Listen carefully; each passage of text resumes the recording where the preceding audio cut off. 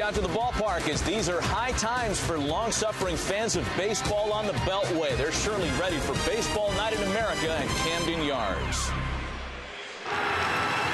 They've been playing baseball in this region for well over a century, but rarely have they seen a year like this. Two winning teams, separated by 39 miles, both starving for October.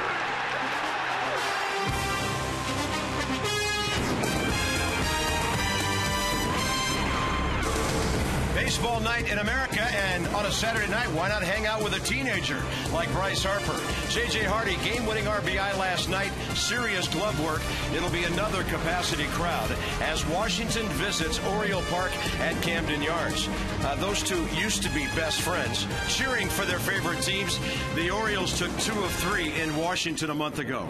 Bob Carpenter, Tom Verducci, and Tom, on paper, this series looks like that great Washington pitching staff against a really powerful Baltimore lineup. No question. And to revise an old saying about Washington, first in war, first in peace, and first in the National League East, 33 straight days in first place, and no secret why. It's all about the pitching. Not just great pitching, but power pitching. All 5 starters, fewer hits than innings pitched, and tonight it's Edwin Jackson and that 95-mile-an-hour fastball. Job number 1, keep the ball in the ballpark against the lineup that has power up and down. Only the Yankees rely on the home run for a greater percentage of runs than the Orioles lineup. Classic matchup, power on power.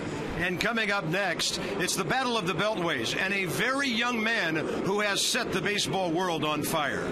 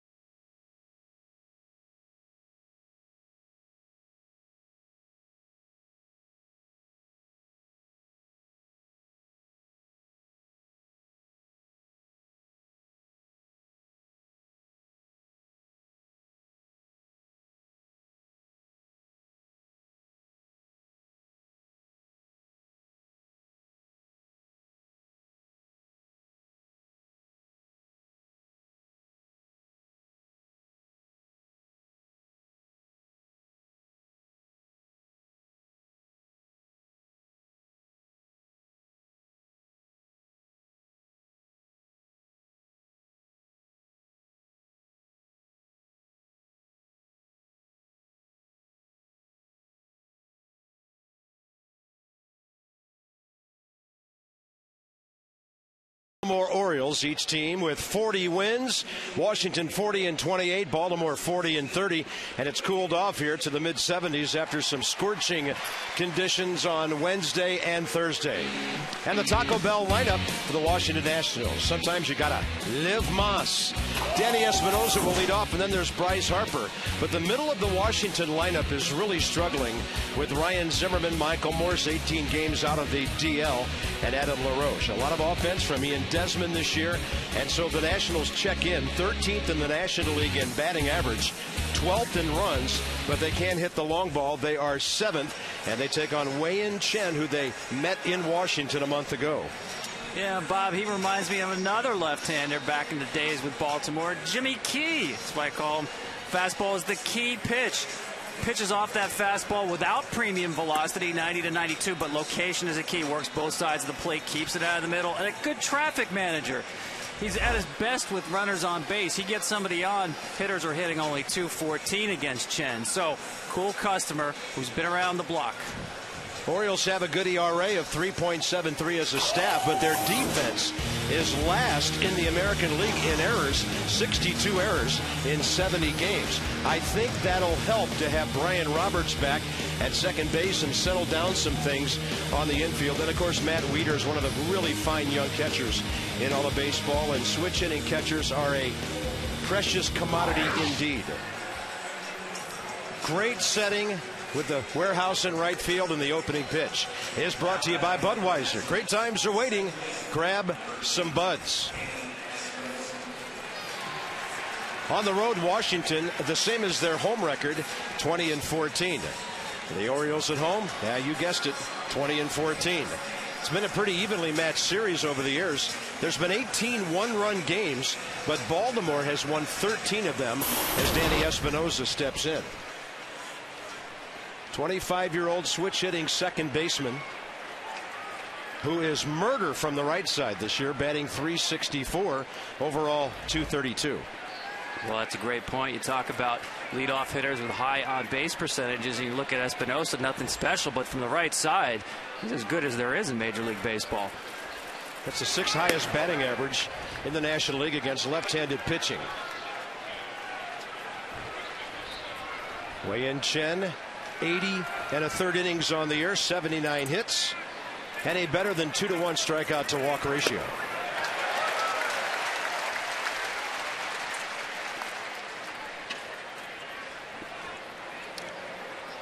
So right-handed with a whole lot fewer at bats, 1/3 of his home runs, and a pretty good RBI total as well. And that's the biggest split in baseball among switch hitters. Matt Wieters right behind him. Espinosa unable to catch up with that pitch upstairs. He does strike out a lot, most of it from the left side, 81 times this year. He struck out 166 times last year when he hit .236 in his first full big league season. This one in the air to center, and that means Adam Jones.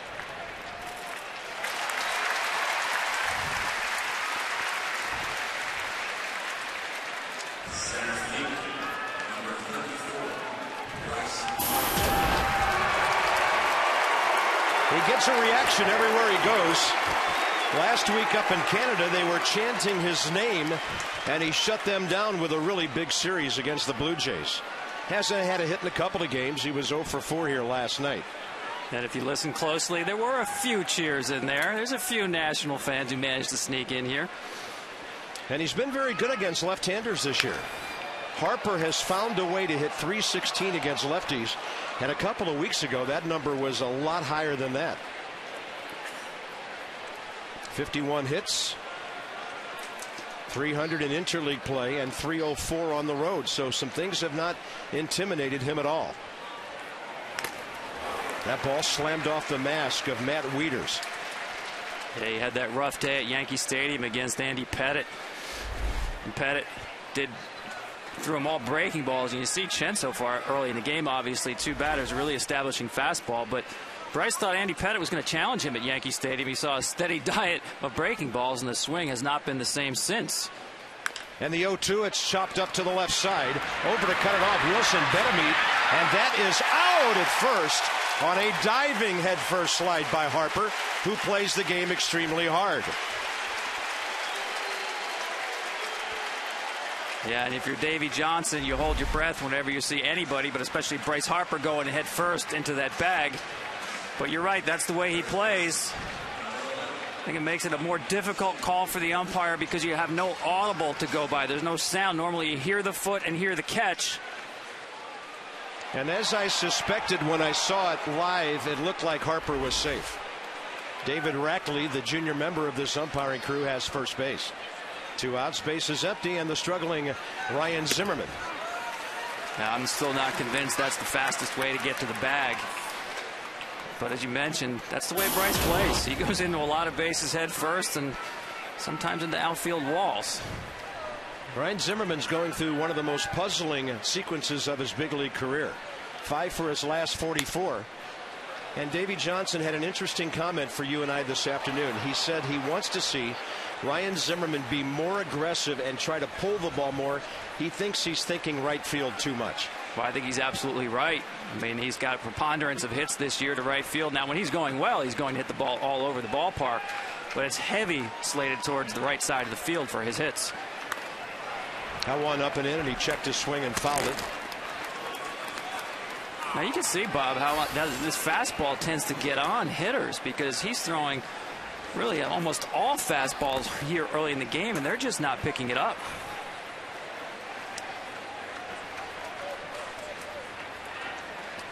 And the 0-2 pitch. Zimmerman goes to right side, hits it hard, and his former teammate at the University of Virginia, Mark Reynolds, takes a base hit away from him. The highlight of the inning, Bryce Harper head first into first base. You be the ump.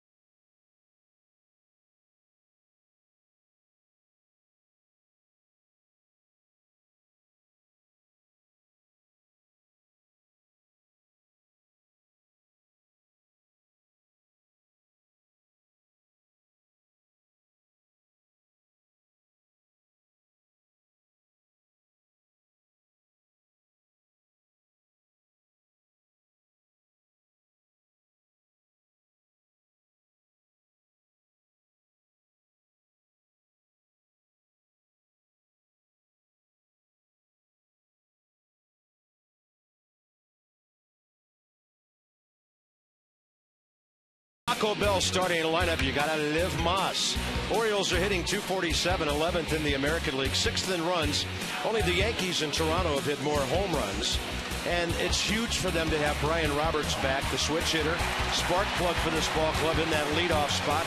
Adam Jones having a great year. Matt Wieters 0 for 12 against Edwin Jackson. That'll be an interesting matchup tonight. Jackson is 5-1 career against Baltimore. And so far this year, 3-4. He's had 6 no decisions. Complete game early in the season in Washington against a good hitting Cincinnati ball club. So Brian Roberts steps in hitting .270. And Jackson gets one in there to start off his game. Well, he's all about velocity. DC power, I call him. Really, you'll see 95 up and above. No question about that with a good downhill plane. Quick strike, first pitch fastball is very important to him. And a tapper by Roberts that Jackson will barehand and throws on to Adam LaRoche. You know, getting back to those first pitch strikes, to me, it's been a big difference for Edwin Jackson this season. 63%. It's well above major league average and well above his average throughout his career. He's been below average at 56%, so he's been on attack mode. Well, last year, J.J. Hardy came over here after a multiplayer deal from Minnesota earlier in his career with Milwaukee. All he did here was hit 30 homers with 80 RBIs last year. 11 and 29 so far. And last night, he got the game-winning hit in the 5th inning with a gapper to left center. 2-1 win behind the brilliance of Jason Hamill last night for the Orioles, and we'll talk to him later this evening. On the appeal to first, no swing. 1 ball, 1 strike. You see Jackson showing the slider there. Typical 4-pitch pitcher. I think the changeup is coming around. Been a good pitch for him, but predominantly fastball slider. Hardy goes the other way. That's a 2-hopper for Danny Espinosa. 2 quick outs. Washington has been solid defensively all year. Right now, they're 3rd behind Arizona and Cincinnati for the fewest errors in the National League. And if you think Bryce Harper's aggressive on the bases, you ought to watch him in center field. Great arm. And Jesus Flores, oft injured, often beaten up this year, is doing yeoman's work for Washington every day behind the plate. They lost their frontline catcher, Wilson Ramos, to a knee injury. And it's on the shoulders and the pads of Ramos right now to handle this very good pitching staff. Chris Davis, to say the least, is struggling. Had a 7-game hitting streak, and he's 0 for his last 24 now. And maybe the last guy he wanted to see tonight was Edwin Jackson, 0 for 14 against him. Yeah, with 7 punch-outs, you're absolutely right. I asked Buck Showalter, hey, did you consider playing somebody else, give Chris Davis a day off against Jackson? And he said, look at the numbers against Jackson. Nobody has good numbers against Jackson. His options are extremely limited. Yeah. The Orioles team, 122 batting average against Edwin Jackson. The best is Adam Jones at 235. Yeah, and the best that they have overall is on the DL, and that's Nick Markakis. That ball launched into right, and without a lot of overspin on that one, Xavier Nady makes a shoot-top catch. 1-2-3 first for Edwin Jackson. Hot night in Baltimore. 2 good ball clubs.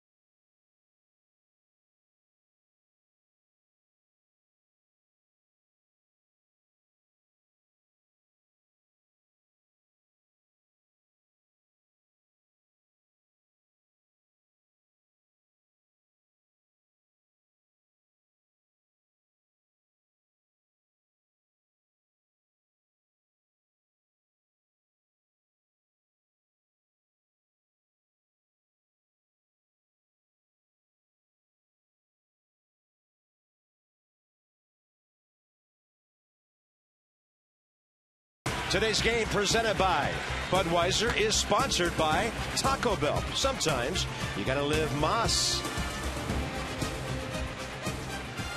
Right now, early in the game, let's have a look at our Ford keys. Yeah, for Nationals, for me, it's all about getting contributions from the middle. That means Ryan Zimmerman and Mike Morse. They have to get on track for the Orioles. Deep thoughts. When they go deep, they win about 70% of their games. Michael Morse finally hit his first home run of the year in the just completed home series against Tampa Bay to right center field. So he's 18 games off the DL, 15 for 71. 31 homers and 95 RBIs last year, his breakout season at the age of 29. And that trade back in June of 09 for Ryan Langerhans with Seattle looking real good for the Washington Nationals. Chen, by the way, great first inning, 11 pitches, 10 strikes in a 1-2-3. When Jackson came back with 8 pitches and 6 strikes. If we're playing this game at the Carnival, we're cleaned out of Kewpie dolls after 1 inning. Yeah, throwing strikes. It's what managers want this time of the season. All-Star break looming in a couple of weeks. Lost to the Nats. Had Nationals Park earlier. And that was the Sunday afternoon game when he was beaten by Steven Strasburg, who went 5 innings, 3 earned runs that day. Actually only 1 earned run on 3 total runs and 4 hits.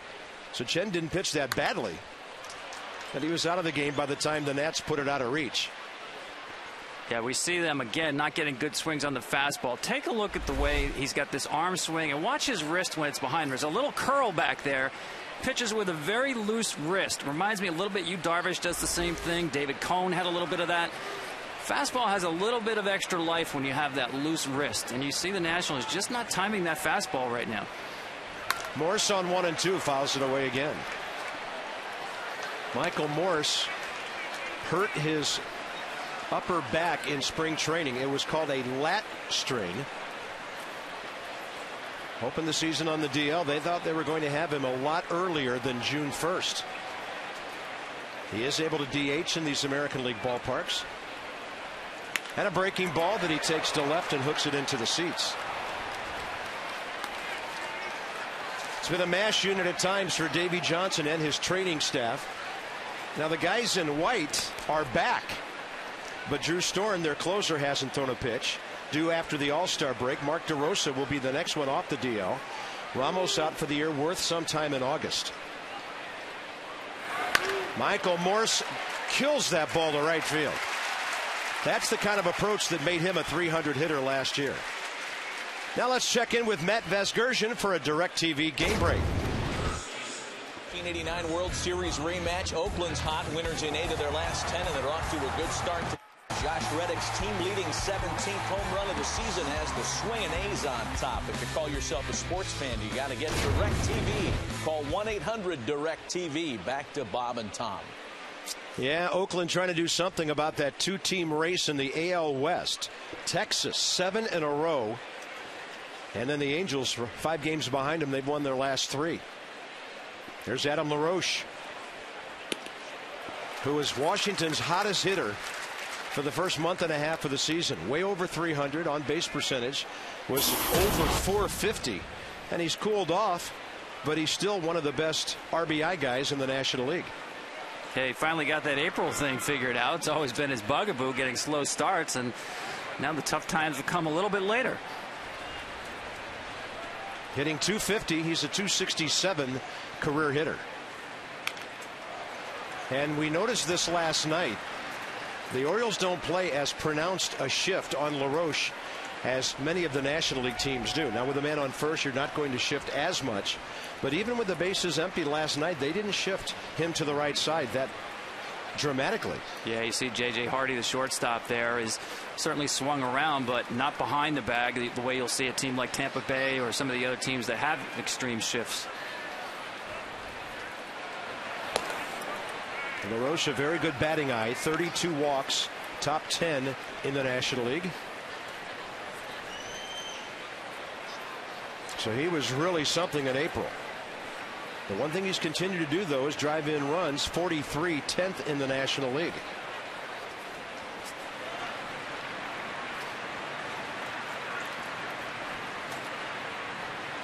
Got a breaking ball that was hanging. knew what to do with it. A one-hopper to Chris Davis. And Washington has back-to-back hits for only the second time in this series. One thing we've seen early here is a lot of pitches up from Chen. That ball's certainly a breaking ball. He wanted down, but even some of the fastballs that were fouled back, I think he got away with some pitches early.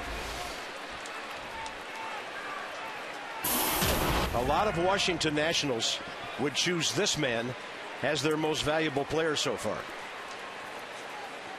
Desmond, 36 RBIs, already a new career high in homers with 11. And he's hit safely now in 12 of his last 13 games. 26-year-old shortstop from Sarasota.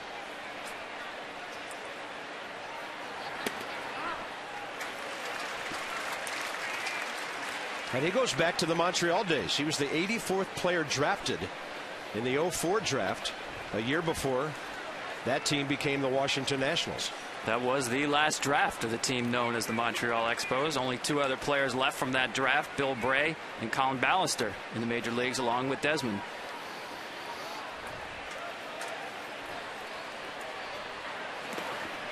He identified the off-speed pitch and took it low. We talked about this at the top with Chen. He's very comfortable with runners on base. I don't know if Buck Showalter is, but he's able to execute pitches. And you see those last two, to me, were two of the better pitches he's thrown so far. That one missed, but he missed down. Last two pitches at the knees and below. 1-1 to Desmond. A lot of room on the right side as the Orioles cheat for a possible double play ball. And he's thinking that way. And one play for Brian Roberts. He did a pirouette to look at a force play at second. And that's a good productive at bat for Ian Desmond, moving both runners up. Good productive at bat and good decision by Brian Roberts here. He's got time to check to see if he's got the play there. Really doesn't have that in hand and knows he still has the out in hand at first base.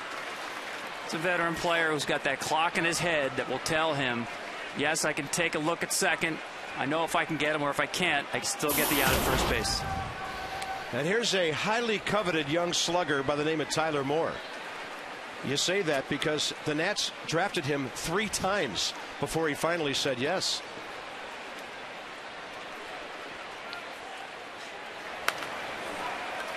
Ton of power. This year at Syracuse, he had 7 home runs in 22 games before the call-up. Double-A Harrisburg, 31 homers, 90 RBIs last year. And Single-A Potomac, 31 homers with 111 RBIs the year before that. And he is a first baseman who's having to play some outfield because of Adam LaRoche being the everyday guy. 1 ball, 1 strike as Chen misses inside. And it's a tough thing to do as a young player, to play in a limited role and be productive. And you saw in that breakout game he had in Toronto that he's got the kind of stroke that power is still there when he's not playing every day, and especially against left-handed pitching. Yeah, in that game, a double for his first major league RBIs, and then he hit 2 home runs in the game. Drove in 5. Now the count 1-2. Veteran right-handed hitter Xavier Nady on deck.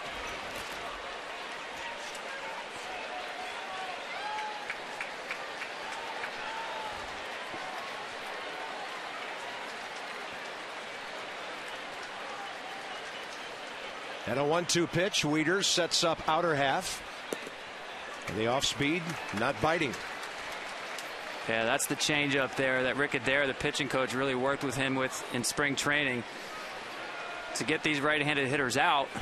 That is going to be the key pitch for him.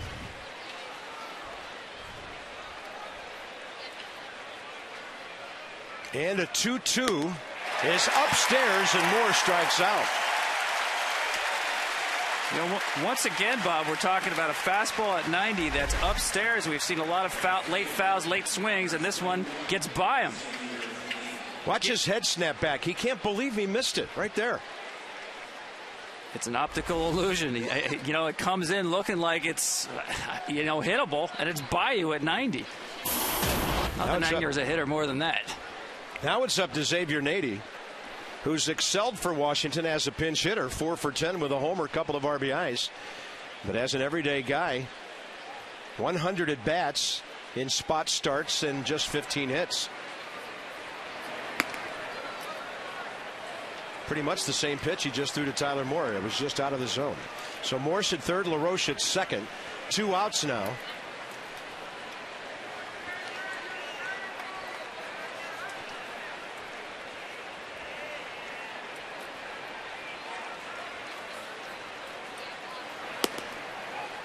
And so far, Washington's done a good job of laying off that straight change. Yeah, they really have. I think it's just a matter of, even though they faced him before, seeing the ball out of the hand on the fastball, because it looks to me like Chen doesn't mind pitching up in the zone with that fastball. Certainly not by the results he's had early in the game. Xavier Nady, 5 RBIs all year and a 2-0 pitch. And in a hitter's count, he takes another one in the dirt.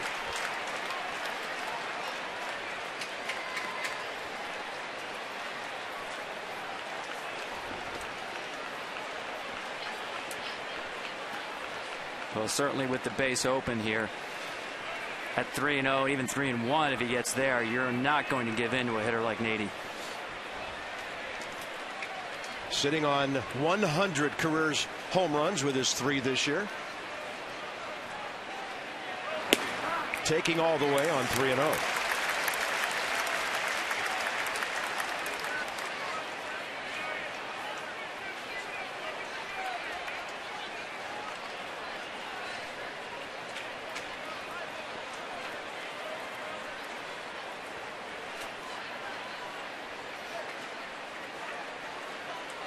Target in again. Nady, left side to his left. Wilson Betterman, long throw, and it's not handled. 2 runs will score. And the Orioles defense hurts them again. They gave up an unearned run last night. Yeah, a lot of times when you see errors, throwing errors, it's not necessarily the throw as much as it is the footwork here. You see him go to his left, spin around. Just you watch that last step with the left foot is out towards center field, more towards the first base. I thought he could have stepped more towards the bag, get that more on the throw and on line. Just looked a little careless with the footwork. They're going to give Xavier Nady a hit, but then there is an error that has to be assessed for the second runner that scored, Adam LaRoche. So Nady checks in with RBI number 6. Here's Jesus Flores. Washington leads 2-0. And a breaking ball for a strike.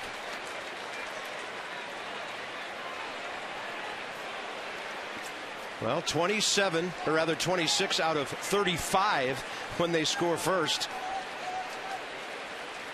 And the magic number for Washington this year is 4. When they score 4 runs, they're almost unbeatable. Even last year when they were under 500 at 80 and 81, 4 was their magic number. And as you know, these pitchers, Edwin Jackson included, are used to pitching with not a lot of run support. Doesn't seem to bother them at all. Jesus Flores against Wei-Yin Chen. 1 for 2 with an opposite field homer a month ago.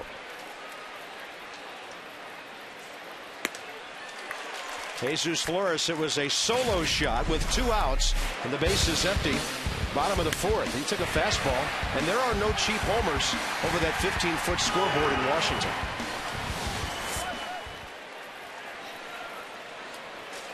Flores 2 homers and 11 RBIs on the year.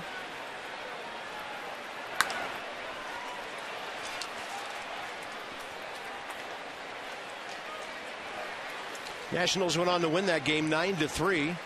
The aforementioned Strasburg-Chen matchup, and that allowed them to salvage a game out of that 3-game series. And that was really Chen's worst game of the year. I mean, he's been rock solid otherwise, especially lately. He's coming off a 7-inning scoreless outing his last time out. Flores on a 1-2, kind of golfs that ball up the middle. J.J. Hardy knows he has plenty of time with the catcher running. Washington picks up 2 runs, one of them unearned. Watching that ball get away, and suddenly he's down in more ways than one. 2-0.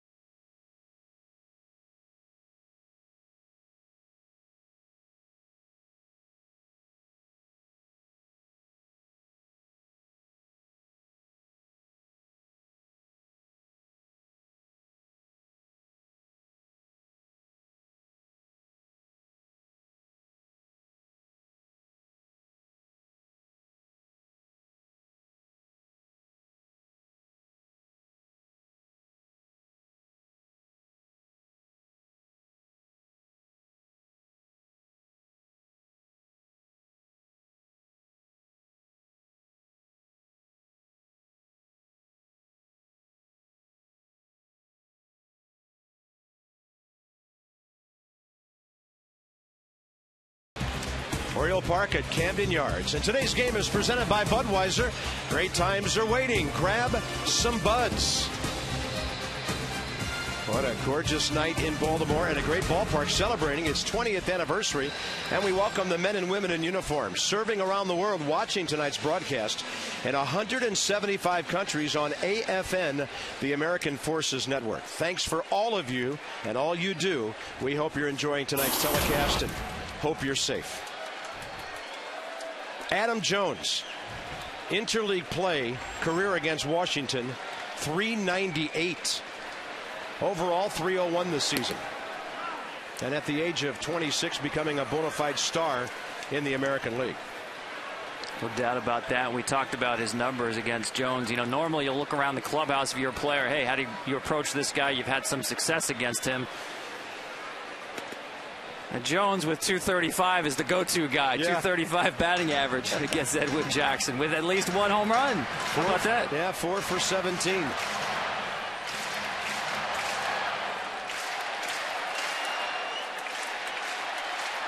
One ball and one strike. Adam reaching. Good pitch by Edwin Jackson, and Danny Espinosa is under it. Edwin Jackson, 5-1 career, 10 games, 8 starts against the Orioles. And in recent starts, like May 31st of '09 for the Tigers, untouchable. Looked like everything was working that day. And then May 18th of this year in D.C., and now his last 5 starts, 3-0, under a 1 ERA, 40 strikeouts, and the opponent sitting a .145. Amazing numbers. You know, you saw him in different uniforms, but when the Orioles look out there, it's like he's got a cape and an S. That's the uniform he's wearing. Can't figure him out. And it's puzzling to a lot of people how Edwin Jackson's career record can be 63 and 64. That's at the knees. Yeah, with the stuff he has. We saw the slider that he got Jones on. We've seen the velocity on the fastball. And Bob, also, part of his value is his durability. Yeah. He goes to the post. He takes the ball year after year. And a 1-1 to Matt Wieters. He's overmatched on that. We mentioned earlier Wieters, 2 strikeouts and 0 for 12 against Edwin Jackson career. Yeah, and that last pitch just wasn't fair. Every once in a while, he'll flip up that slow curveball there. Completely had Wieters out in front on it. Well, your point well taken about his durability. 32 starts last year. 19 for the White Sox. 13 games, 12 starts for St. Louis. Tony La Russa came to Washington last month to present Edwin with his World Series ring. And he told us, we don't win without Edwin Jackson last year. And a 1-2 pitch. Just went with a fastball. Skied out to right center. Harper keeps going and catches it on the track. Just a few steps in front of that barrier. And that was a nice job by Harper hanging with this ball. Watches the way he's running after it. You can tell he's fighting this ball. He's got a beat on it, but he's not sure. One of the toughest times for an outfielder is the first 3 innings of a night game. When the lights really haven't taken full effect, you see him calling for the ball there. But perhaps straight off the bat, had a little difficulty picking it up. Not an easy play. Next up is Wilson Betemit for the Orioles. Betemit actually had a pretty good defensive game last night on that Orioles infield. He was 1 for 3 with an infield hit, batting .243. 2 for 11 career against Jackson, who's really mixing speeds well here early. Yeah, he is. The swings and misses that we've seen here, a lot of them have been off the off-speed pitches more so than the fastball.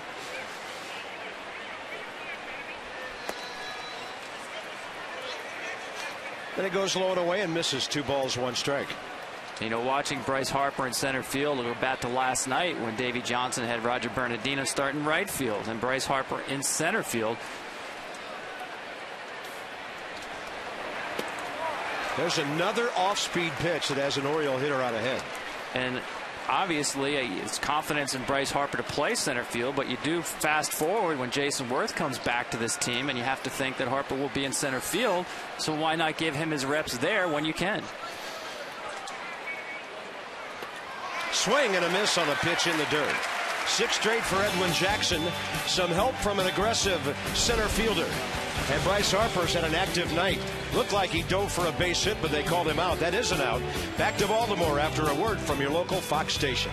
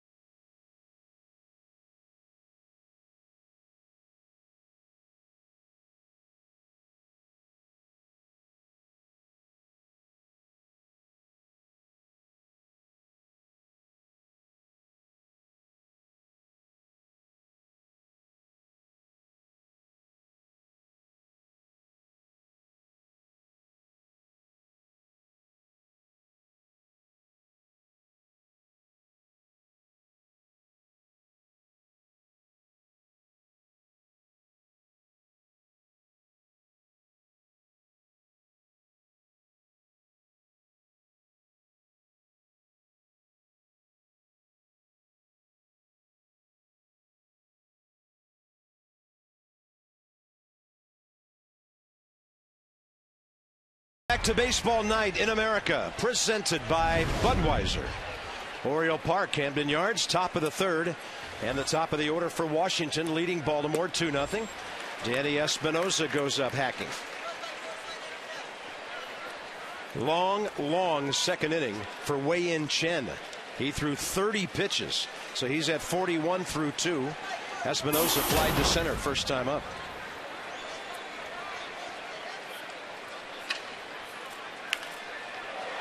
Well hit, well foul.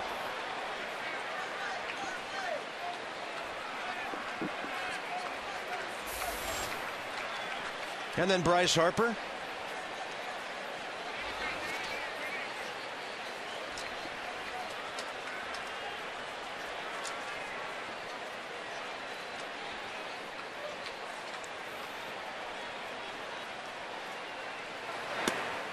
And then Chen missing way outside. 1 ball, 2 strikes.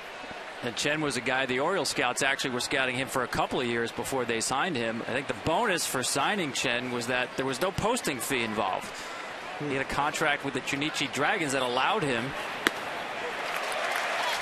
As you see him get him on the high fastball once again at 90, the second time he got a strikeout on that high fastball. But the Chunichi Dragons allowed him to leave without a posting fee. Well, it cost the Nationals a few dollars to get this young man. Teenage sluggers. Harper, part of a rare breed in baseball, the 19-year-old power hitter. And we will show you a very interesting list in just a moment. Bounced out to third.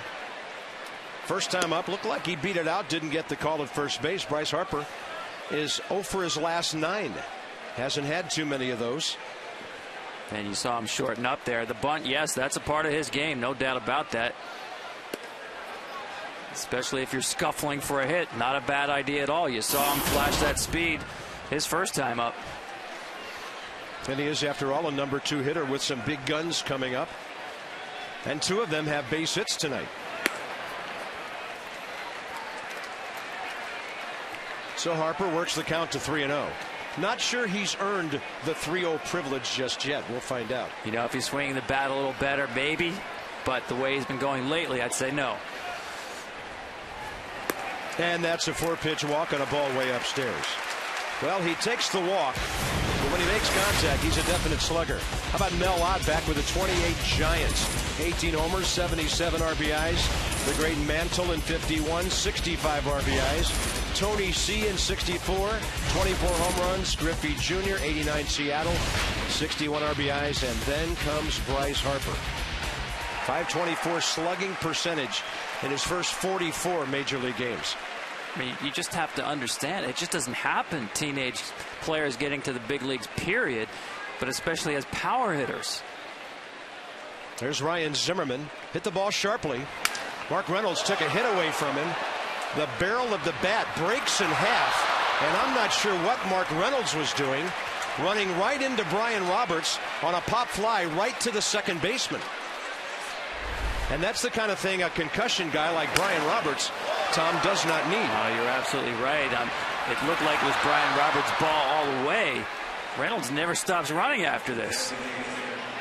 The ball was not in the air a long time for someone to start yelling more than once for the ball. But obviously, anytime there's physical contact around Brian Roberts, your thoughts go back to the concussion from last year. And Buck Showalter told us today, and tomorrow's a possibility, they consult with the doctors on a regular basis, and they're going to treat Brian Roberts like he's a catcher. There will be some day games after night games when he is simply not in the lineup. Here's Michael Morse. Yeah, I'm not sure that Brian has signed on totally to that. He's a guy who loves playing every day, is very prideful of that. But this obviously is the best course of action, especially he hasn't only been back for a few weeks here. Treat him like a catcher, as Buck Showalter says. Michael Morse, opposite field, base hit first time.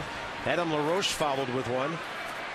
Davey Johnson must have felt like somebody handed him a wrapped gift with a couple of hits from the middle of his lineup, and then they both came around to score on the Xavier Nady infield hit and the throwing error by Wilson Betemit later in the inning. Well, it's only a matter of time before Morse starts going and starts mixing and all that power that he has. Scuffled so much when he first came back. He went to Davey Johnson and said, hey, can you drop me in the lineup? Take the pressure off me a little. Harper is running. Pitches inside. Throw is low. And Bryce Harper steals second base. And he swipes that one. He's now 6 out of 9. Yeah, Brian Roberts thought he had him here at second base. Wieters as good as anybody behind the plate. Footwork, release of the ball. Throw is right there. Maybe just a shade to the shortstop side.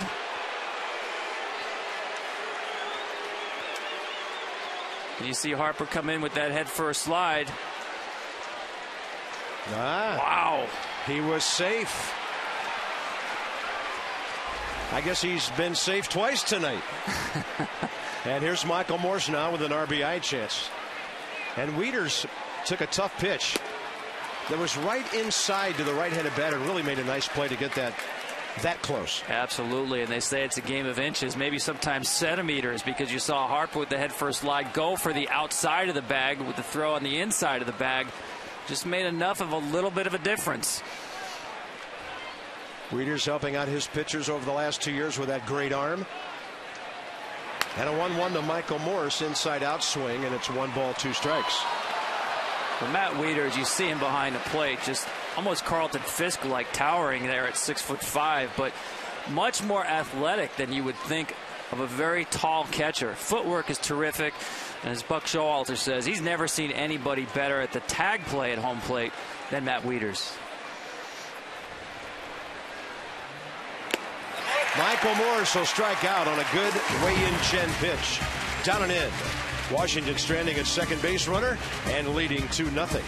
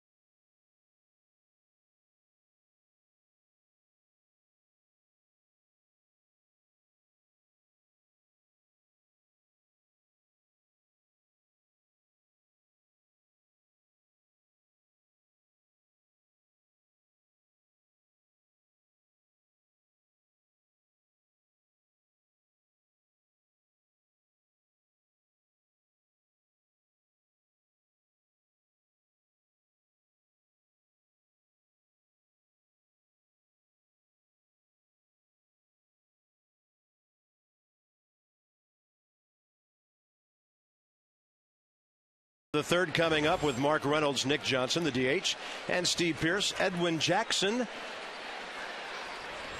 Two pretty good innings to start the game. 21 pitches, 15 strikes, and 4 first pitch strikes.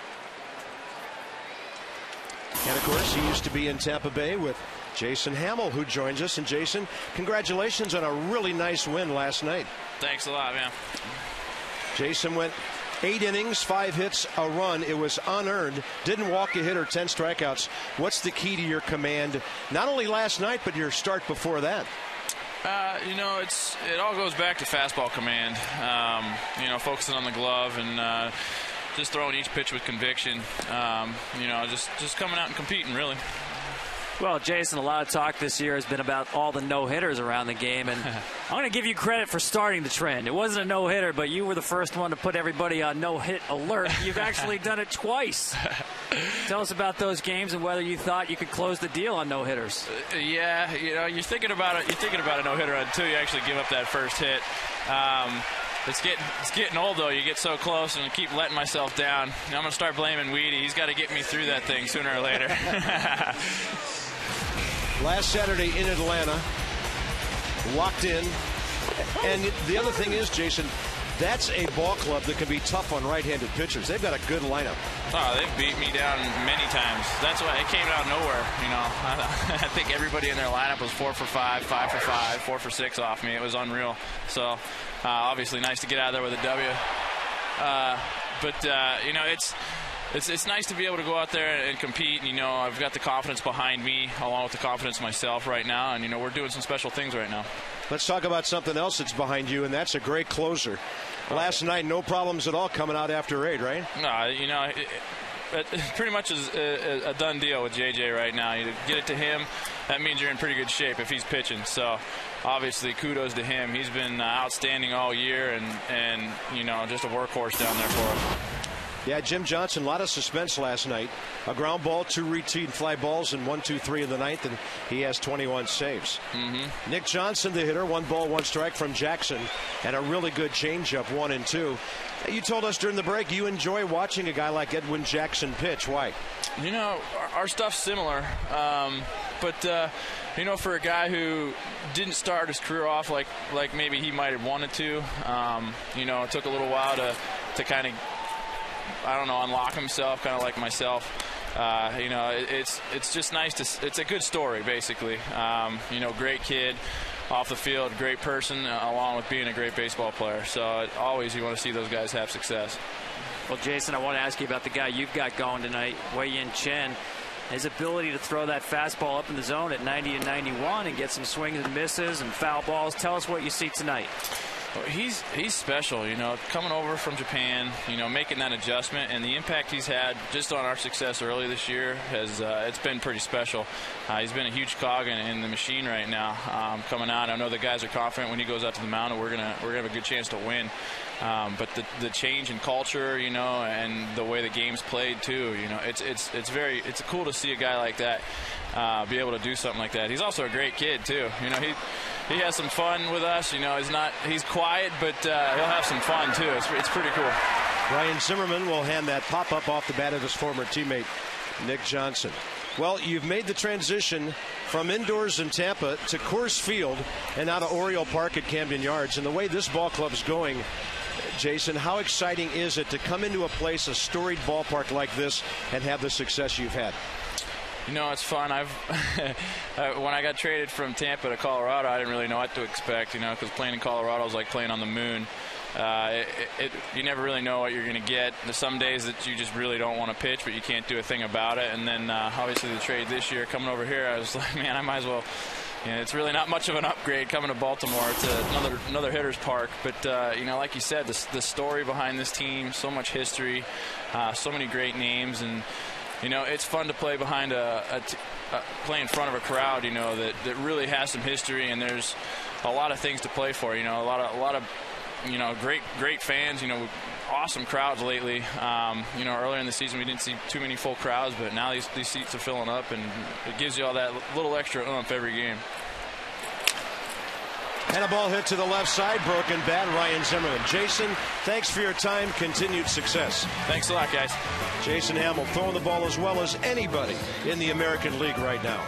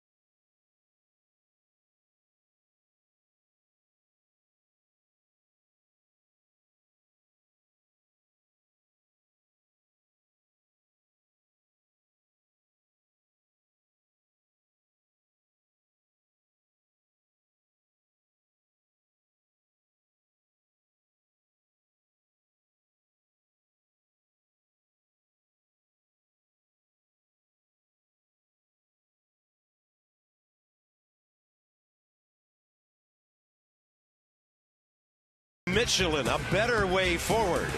And by Ted, from the creator of Family Guy, Mark Wahlberg, Mila Kunis, Seth MacFarlane. Ted in theaters Friday. The Inner Harbor at Baltimore, and just down the street, one of the great ballparks in America. 20 years old Oriole Park at Camden Yards. Top of the fourth, Adam LaRoche. A base hit, a run scored for Washington. Nationals on top of the O's 2-0. Yeah, as Jason said, it's great to see this place full. And LaRoche will fly it out to right center. That ball's got some carry on it. Adam Jones watching it, and it is gone. Adam LaRoche, 13th of the year. Washington leads 3-0.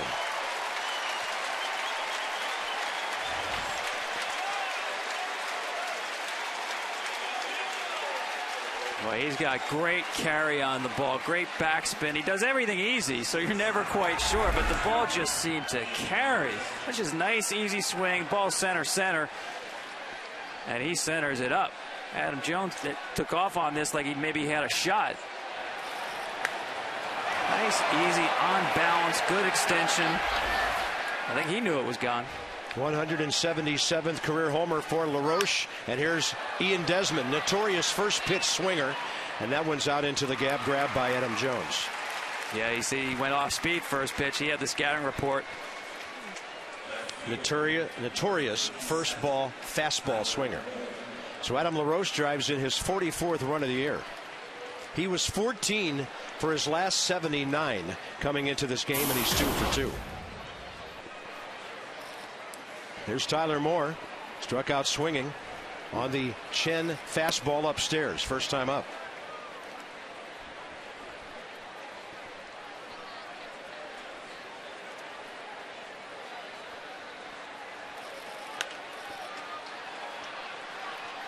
One ball, one strike. That was Washington's 67th homer of the year. They are 7th in the National League in that department. And it was funny, they didn't hit a whole lot of homers in April.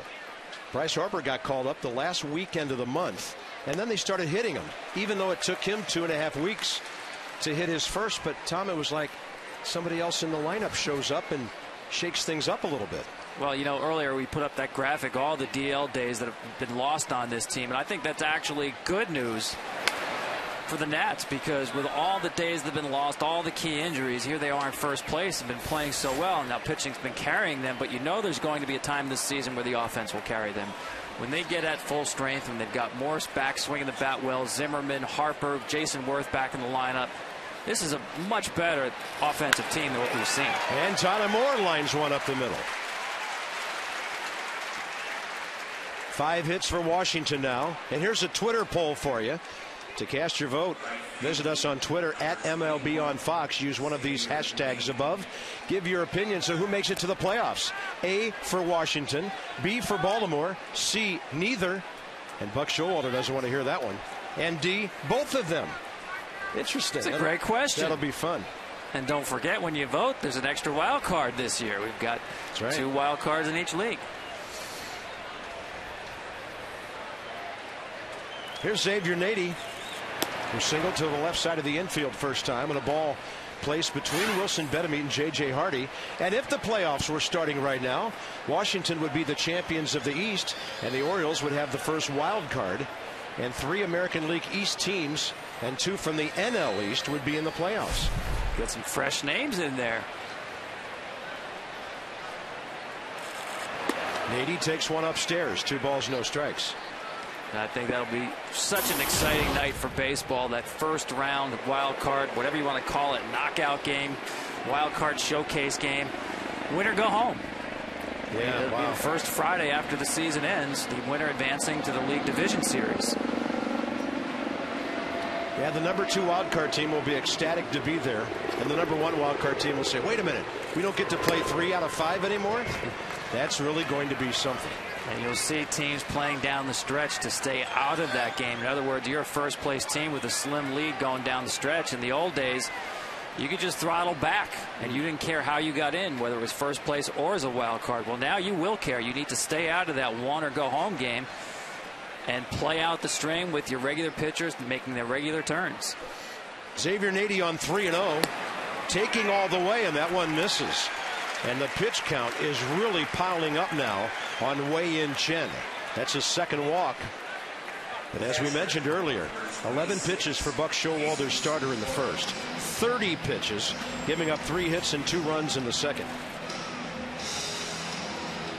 Yeah, and he's a guy, he's going to average around 100. As high this year as 107. But starting pitching, to me, Bob, is going to determine whether the Orioles are a postseason team or even playing games down the stretch. Their bullpen has been terrific. The best in all of baseball is ranked by earned run average. But I think the warning sign is that they're 3rd in innings pitched.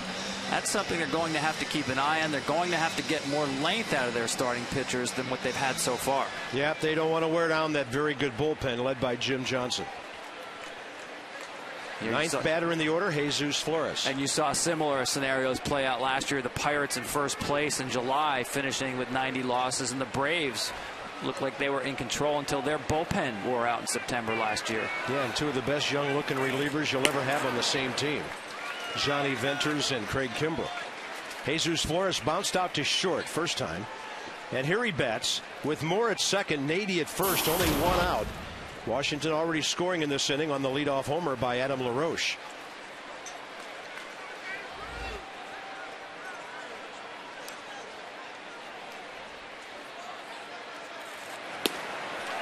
Flores can't reach that one, tailing down and away. Yeah, it's a big sequence here for Chen. You know, you obviously you're not pitching literally to the other pitcher, but he certainly sees the way Jackson's been throwing the ball already. 2 runs or 3 runs seems like a big cushion for Jackson. Really needs to hold the game in check right here. Jesus Flores will fight one off. A young man once considered the Mets' top minor league catching prospect, and the Nationals plucked him from the Mets in the Rule 5 draft. Back in December of '06, he was establishing himself as a major league catcher 3 years ago. Took a foul ball off his right shoulder in Arizona and missed about 1.5 years. It's a little tapper. They'll have to hurry for 2, and now the fumble by Chen doesn't allow them to even get the runner at second base. Let's check in with the DirecTV game break and Matt Vasgersian. Bob, what a finish in Philly. Jonathan Papelbon blew his first save as a Philly, but Jim Thome delivers his all-time Major League leading 13th career walk-off home run. Phillies beat the Rays. If you call yourself a sports fan, you got to get DirecTV. Call 1-800-DirecTV. Back to Bob and Tom. All right, Matt, thank you. And the most walk-off homers now in the history of baseball from the man from Peoria, Jim Thome, who, by the way, hit some of his first home runs the year Bryce Harper was born. That's got to be a great record to hold, isn't it? A walk-off home run, does it get any better than that? And you do it more than anybody in the history of the game? Wow. I can't think of anything better than to be known as a clutch late-game guy.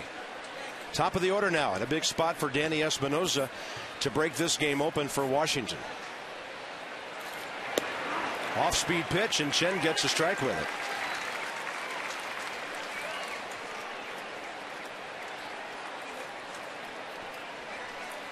Second base, Nady. Third base, Moore.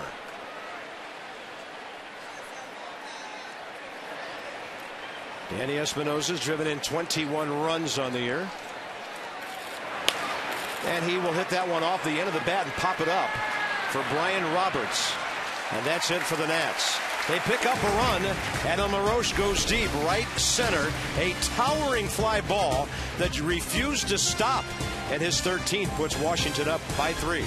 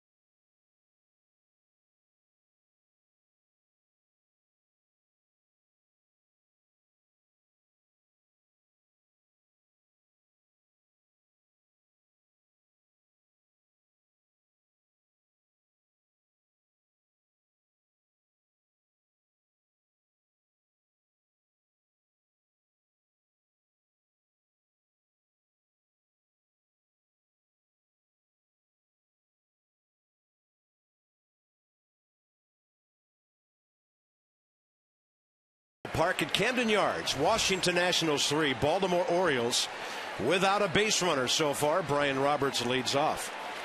He tapped right back to Jackson to start the game for Edwin. And if that at bat was any indication, his off-speed stuff has been fooling the Orioles tonight. 34 pitches, 23 strikes in 3 innings. Mixing it well with the fastball right on the corner, 1-1. I think that's the key word, Bob, is mixing it. You see him change speeds on the fastball tonight, too.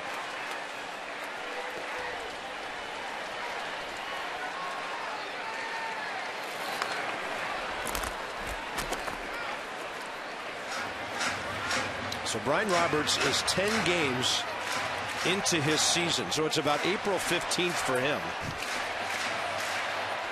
hitting a respectable .270 with 10 base hits so far. Jackson with a count of 1-2. And Roberts identifies the breaking ball.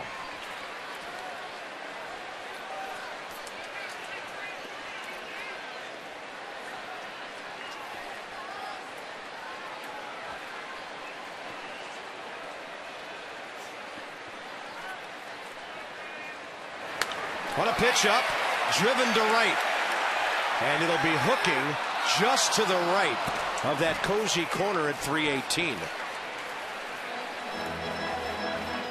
Yeah, that was one off-speed pitch he got away with right there.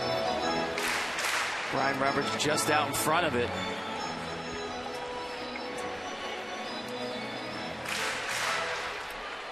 But Edwin Jackson looks like he's in a rocking chair right now. Everything nice and easy, under control. Most recent outings, 6 innings, 2 runs on 7 hits in a 4-1 loss to the Yankees last weekend.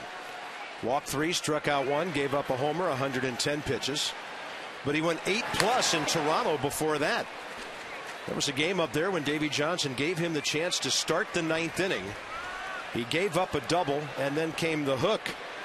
But he was outstanding in that game. That was part of a 3-game sweep at Rogers Center. And he won that game 6-3, giving up only 3 hits and 2 runs. American League hitters know him, but he knows them pretty well too. Tailing fastball. Roberts does well to foul it away. It's been interesting working with Flores here because the pitch before that he went through 3 separate signs. He went off speed there. It seems anything works for him right now. So it's a multiple choice question. I think sometimes when you get a shake, you say they're not on the same page, but I think it's a case of he's got many good choices to choose from. 2-2 pitch, target low and away, and he missed outside, ball 3. And this is a classic Brian Roberts at bat. He can work a pitcher as well as anybody. Definitive leadoff hitter when he's right, and I think he's getting there. It's just a matter of time. 9th pitch coming up. Roberts, a lot of injuries last year. The concussion, didn't play after May 16th. Raring to get back in there, and Edwin Jackson blows him away with a fastball. His 3rd K of the game, and we talked a moment ago to Steve McCatty, Nats pitching coach, about how well EJ is pitching. Well, he's changing speeds real well, getting to go, stay back, fastball, and then getting forward on off speed. And he's throwing strikes, and that's what we've been trying to do with everybody. He's doing a great job right now. And tell us about when you had him in spring training, having him rely on his athleticism as a pitcher. Well, when he came over, everybody was talking about the tipping and all this stuff like that. And I told him, Edwin, I'm looking, we're all looking, and I just want you to go out and pitch. You're a great athlete and be athletic when you're out there. Quit worrying about your motion and tinkering all the time, and don't worry about so much what you're doing mechanically. Just throw the ball and attack the hitters, and he's done a great job. Steve, working with this young staff, Jackson would be the veteran. How fun are these guys on an everyday basis? They're great. We have different personalities, and they are all really close. Everybody in the bullpen and all the starters, they all sit together every day, and it's a lot of fun for me. It keeps me a little. I know I don't look very old, but it keeps me a little younger. Thanks for your time, young man. Thank you very much. That's Steve McCatty, who once told me regarding Strasburg, Gonzalez, Zimmerman, and Detweiler, I just want to stay out of their way so I don't mess them up. And, he tries to keep things simple, Tom, and I think a lot of great pitching coaches do that. Well, he talked about the tipping issue with Edwin Jackson. A lot of people thought out of the windup in past years he was tipping by the way he took the ball out of his glove. The numbers seem to show that. Career bases empty out of the windup. Hitters would hit .282 against him. And Steve did exactly what he said. That he worried so much about the intricacies of the mechanics that he thought maybe he was getting away from just the way that his body wanted to work. He's a very athletic guy. They simplified it in spring training. Well, this year, bases empty out of the windup. Hitters hitting 196 coming into this game. And so far, well, a bunch of zeros. And another ball off to the left from the bat of Chris Davis. Ross Detweiler is 9-1. Gio Gonzalez has 9 wins. Jordan Zimmerman didn't get any run support, lost a 2-1 toughie here last night. Edwin Jackson, and then Ross Detweiler will be the number 5 guy starting tomorrow.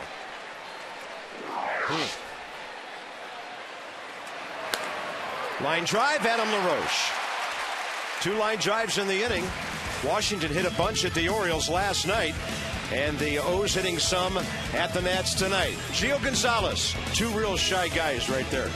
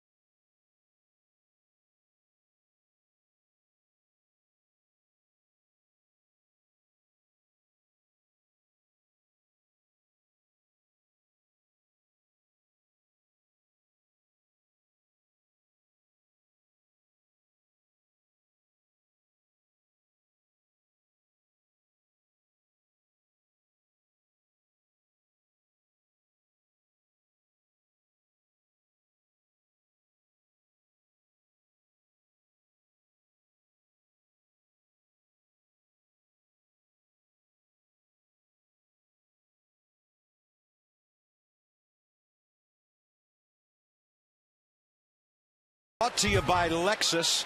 Nationals have RBIs from Xavier Nady with a 2nd inning single, and Adam LaRoche 4th inning leadoff home run. Another hit in that inning by Michael Morse got things going. An error by Wilson Betemit, and the Nats scored 2 in the 2nd and a run in the 4th. Had a couple of other guys on base in that inning. And Bryce Harper hits that breaking ball right off the end of the bat. He's 0 for 1 with a walk and a stolen base. And not a good inning to go to the concession stand. For me, anytime Bryce Harper is up, it's must-see baseball. I mean, he's a highlight waiting to happen defensively and offensively. Got called up April 28th at Los Angeles. Hit his first homer off San Diego's Tim Stauffer May 14th. And since then, he's hit 6 more. That's going to get him a fastball that he looks at right over the plate. Last time up, Ryan Zimmerman, who's now the 2nd youngest National to ever make his debut, had his bat break in half, and it flew up to the very top of the screen behind home plate. Yeah, and the thing about that, you talked about Davey Johnson wanting him to be more aggressive. This ball is really far inside, gets in on his hands, and to me it's an indication that he's aggressive at the wrong times. Major league hitters on the first pitch hit 328. That makes sense because you're getting a pitch that you're looking for. You're getting a pitch that you like. Ryan Zimmerman this year on first pitches is hitting 136, 3 for 22. That's telling me he's aggressive at the wrong time.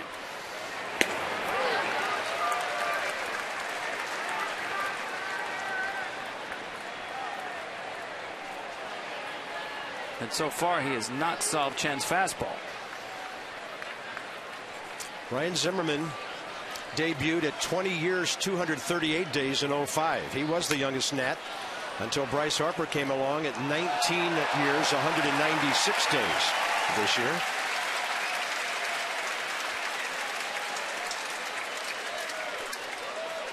Chen, by the way, started this inning with 72 pitches in 4 innings. 50 of them strikes. He's been around the plate. A lot of first pitch strikes. 12 of the first 19 hitters. And you see Matt Wieters doing a very good job reading the hitter. In other words, staying with the fastball here with Zimmerman until he shows he's going to time this pitch. He's going to keep going to that fastball. Now, he's stayed away during this at bat with the fastball, but you almost wait. When's that time he's going to mix in that changeup or breaking ball? Zimmerman had about 5 diving plays on Washington's first homestand this year, and his left shoulder just about wore out on him. Had to go on the DL, and now teams are just pounding him away, testing his ability to extend. And so far has not been able to do it on any kind of consistent basis. 2-2 pitch.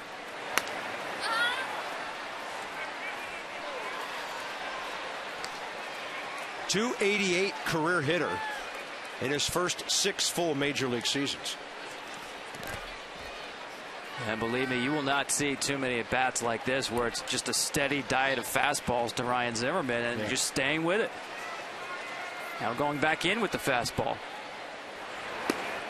Up and in. Didn't miss by much. Ball 3.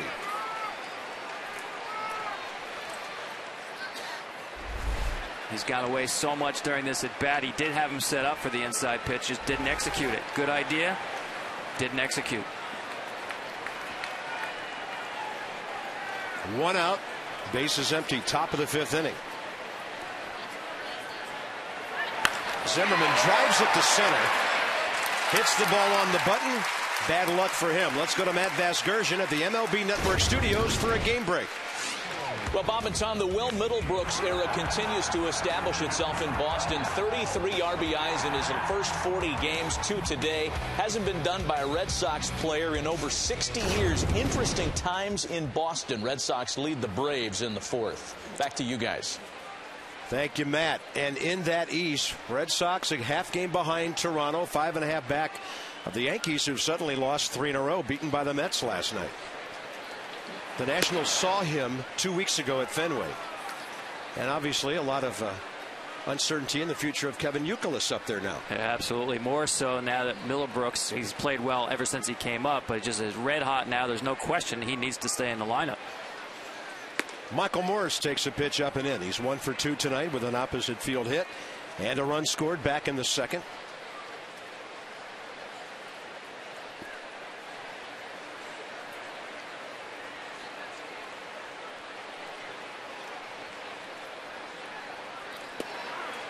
That's a strike on the inside edge. You know, typically, Bob, you don't see a lot of trades in June. This is Discovery Month. You find out what you have and how much urgency there is to make a deal in the next month. But I think in the case of Kevin Youkilis, I do think there is a little more urgency for the Red Sox to move him. Morris is now 2 for 3. So he's gone the other way once. Now he's pulled the ball. And Michael Morris has 3 hits in this series and 7 ABs. That'll bring in Adam LaRoche, who homered last time up. Well, Morse was obtained in the month of June several years ago. And in July, the stars will align for the 2012 Major League Baseball All-Star Game. Best of the American League takes on the National League's top players. Don't miss the action Tuesday, July 10th, 7:30 Eastern, 4:30 Pacific on Fox. And you saw some great candidates right there to take a trip to Kansas City. Adam Jones, J.J. Hardy, the Orioles. Bryce Harper, an interesting one for the Nets. Yeah, Adam LaRoche has never been to an All-Star game. In the top 10 in the National League in RBIs. And tonight, 2 for 2.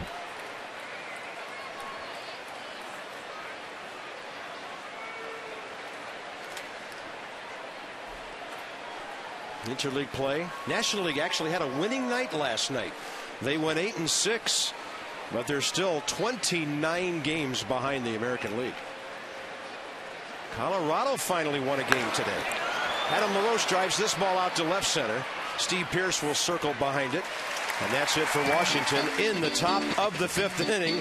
Edwin Jackson, 12 up, 12 down, and he is smooth as silk so far in Baltimore tonight.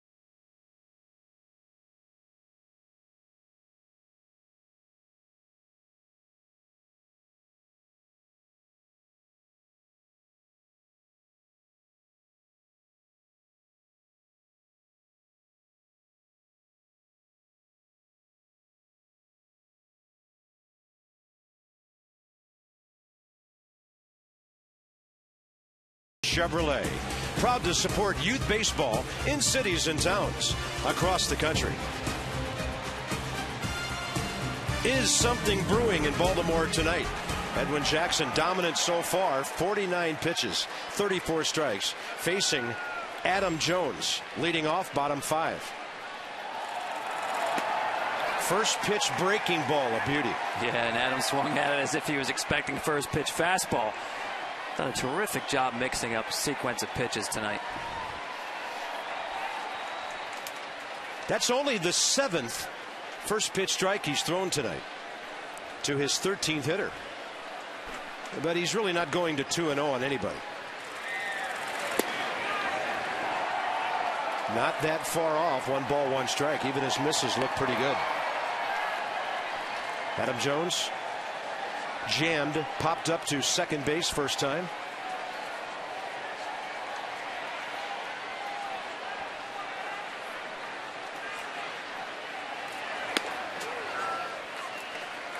Looks like they're trying to jam him again. Came in twice there, backing up on the inside fastball. Adam Jones, his wrists have been achy the last few days. He's got 9 straight games without an RBI.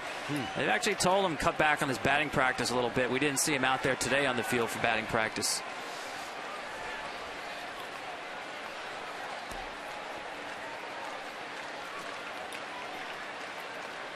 You see once again Jackson shaking off Flores there, and again it went through fastball, changeup, slider.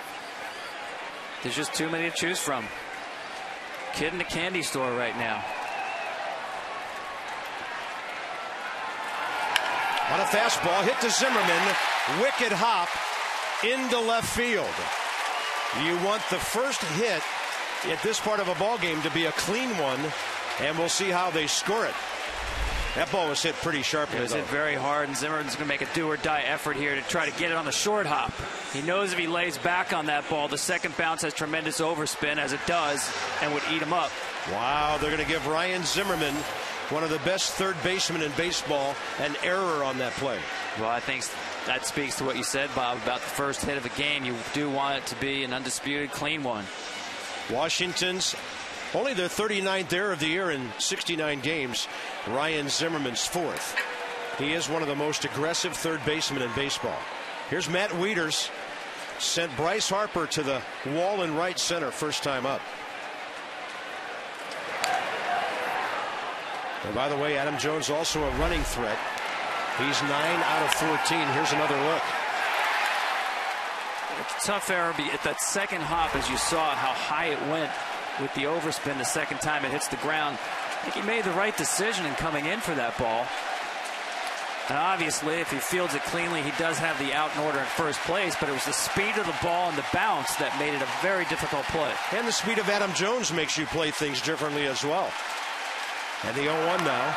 Wieters to center. This will be easy for Bryce Harper. The in-game box score of the Orioles, brought to you by Lexus. And the box is pretty empty. 1 base runner on that play a moment ago by Jones. Jackson struck out Betemeat in the 2nd. Reynolds to start the 3rd. Roberts to start the 4th. And 1 base runner right now. And I think any other time in the game, other than a no-hit scenario, that ball gets ruled a base hit. Here's Betemeat, struck out swinging. You saw the first time Edwin Jackson had to throw out of the stretch tonight. Nothing wrong with that fastball he threw Matt Wieters. Got him out on a 93 fastball upstairs. Edwin Jackson has committed a couple of throwing errors this year toward first base. Orioles are the least running team in Major League Baseball with only 22 steals. And the ratio's not good, Tom. I know you made a note of it with Buck today. They've been caught 17 times. Yeah, I mean, you have a 56% success rate stealing bases. You're better off not running. And I say that honestly. The Major League average is 73%. You should be right around 70, and it's not worth taking a chance if the success rate is only 56%. Jackson ahead of a hitter. Wilson Betemeat, who's driven in 28 runs. Hitting .277 from the left side of the plate. And that fastball just missed.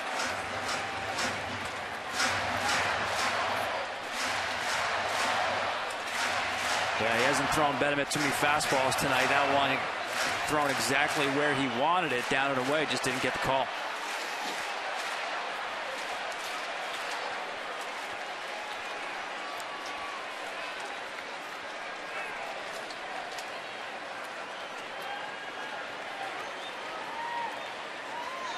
Jones leaning, not running.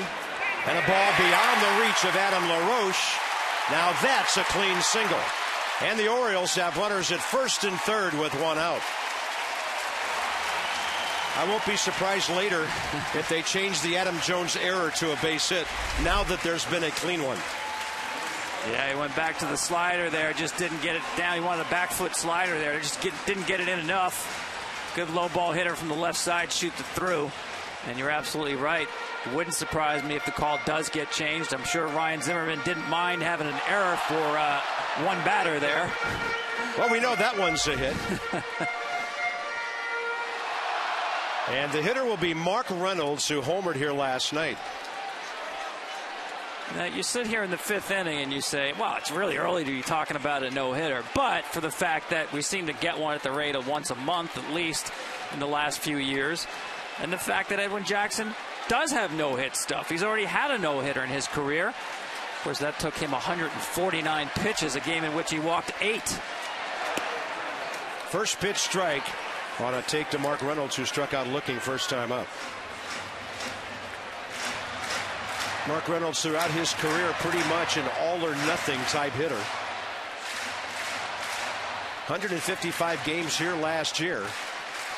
He drove in 86 runs, hit 37 homers. How do you do that batting .221 with nearly 200 strikeouts? He does damage when he makes contact.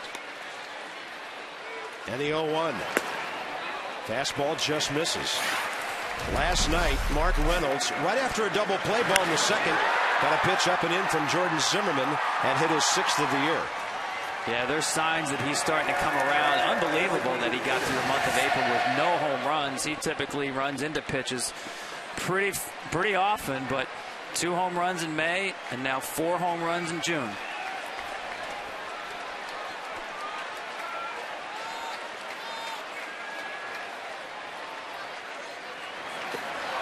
Breaking ball down and away.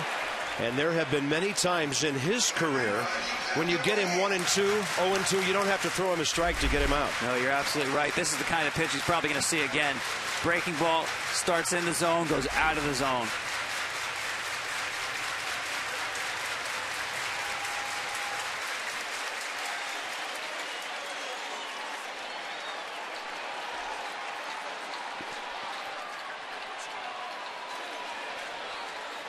One ball and 2 strikes.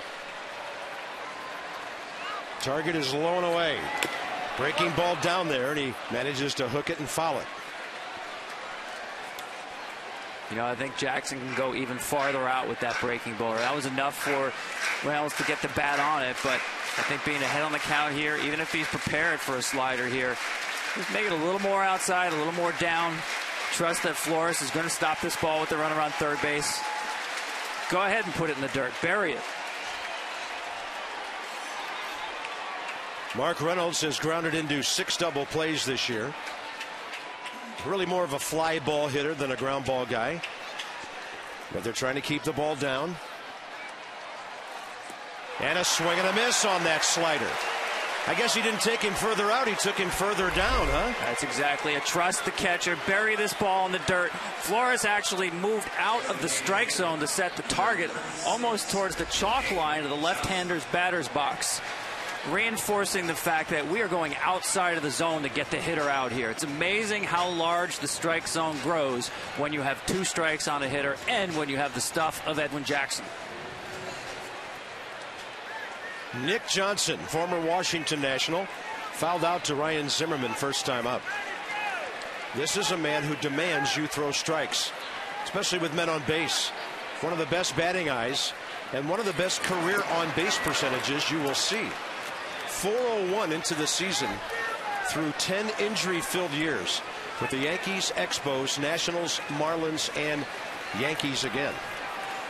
Orioles picked him up in February as a minor league free agent. And pitchers know exactly that, Bob, that to get him out, you're going to have to get him out in the zone. At least 1 or 2 strikes. He will not chase pitches outside of the zone.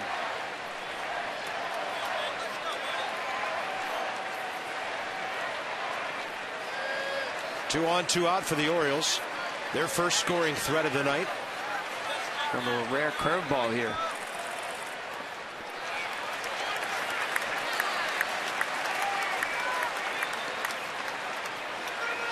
Nick Johnson had a couple of really bad injuries as a Nat. In 06, ran into Austin Kearns at Shea Stadium, broke his femur. One of the worst things we've ever seen on a baseball field. And then in 08, out the last 4.5 months because of a right wrist, also injured at Shea Stadium. They couldn't implode that place fast enough for him. But a good major league hitter. And a good hitter's count.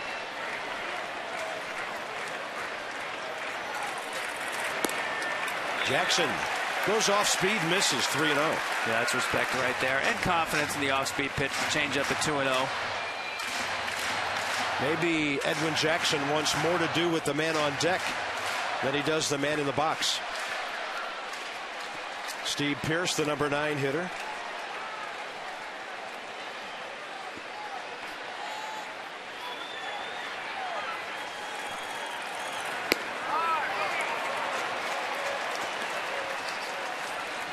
See him taking all the way there. Jackson knew it, took advantage of it, took the strike that Johnson gave him, but here's where you're going to have to execute a pitch. And showing him the fastball here. Wouldn't be surprised if he goes back to something off speed. 3-1 count to a left-handed batter with a right-handed swinger on deck.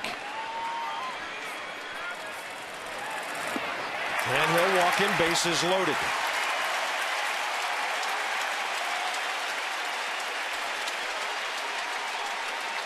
It just appeared after the count got to 2-0 that Edwin Jackson didn't want a whole lot to do with Nick Johnson. No question about that. Veteran pitcher pitching to the situation. Okay, it moves another runner up into scoring position, but he knows who's on deck. Pearce is a very good hitter, but you said it, the right-on-right matchup. The slider that he has working tonight. He'll take his chances even with 2 runners in scoring position with Pearce rather than 1 with Johnson.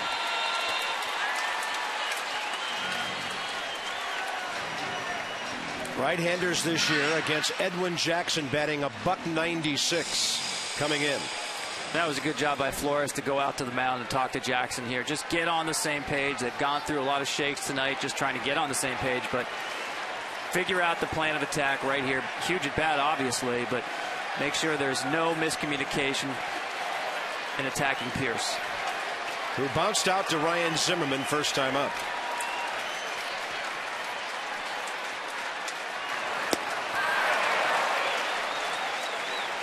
He's been pretty deceptive with that first pitch breaking ball. Yeah, not to mention, I should have thrown in there, a runner on second base for the first time, just reminding him about the sign sequence with a runner on second. So it's Adam Jones, Wilson Betemit, and Nick Johnson aboard.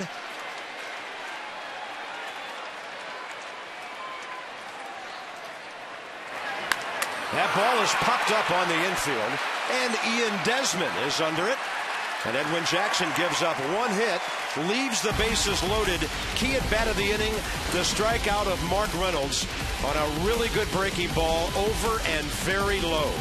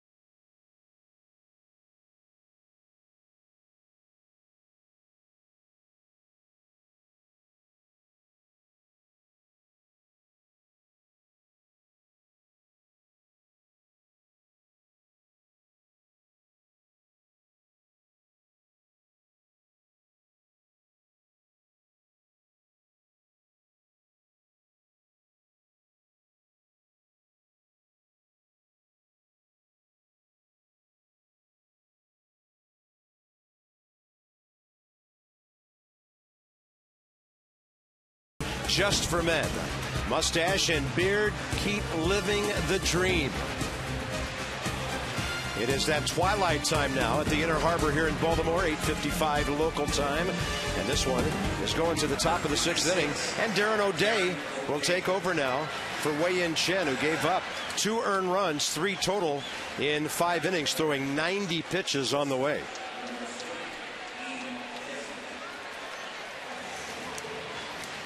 Darren O'Day, 29 years of age, 16 games at Texas. He was with the Rangers for the parts of the last 3 years. And he will face notorious first pitch hacker Ian Desmond here. Well, not likely to see first pitch fastballs from Chen, and certainly not from O'Day. He's got that sidearm sling, a lot of sliders. Desmond goes up there and flies one to right center. That'll be handled by Chris Davis. This MLB on Fox season, Fox Sports is proud to support Boys and Girls Club of America, a place where youth can reach their full potential as productive, caring, responsible citizens. To learn more, please visit greatfutures.org/Fox Sports. So, Tom Verducci, the story of this one so far, opportunistic hitting by the Washington Nationals and really great pitching by Edwin Jackson. Edwin Jackson, I'll tell you what, Bob, this is starting to remind me of that Giants staff from a couple of years ago, where if you're not hitting and you're going into a series against Washington, you're not going to get healthy against this staff. And Edwin Jackson, I think, is doing it a little bit different tonight in terms of mixing in the off-speed pitches, the breaking ball certainly. We haven't seen a real high-octane fastball from him. We've seen him mix speeds with the fastball. But really, the changeup, curveball mixed in, and especially the slider, getting it done. And the sidewinder O'Day throws a strike to Tyler Moore. Struck out in the 2nd, single in the 4th. So now the rookie Tyler Moore is 9 for his last 20.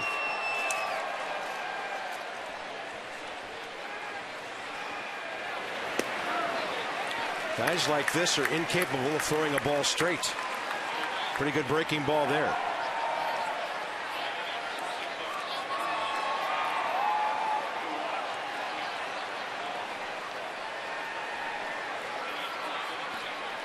.90 pitches, 62 strikes, and 13 first pitch strikes for Wei-Yin Chen, who's been beaten by Washington already this year. Nationals trying to even this series, and then for them play a season series evening game tomorrow as Ross Detweiler goes against Jake Arrieta. Breaking ball way outside, 3-2.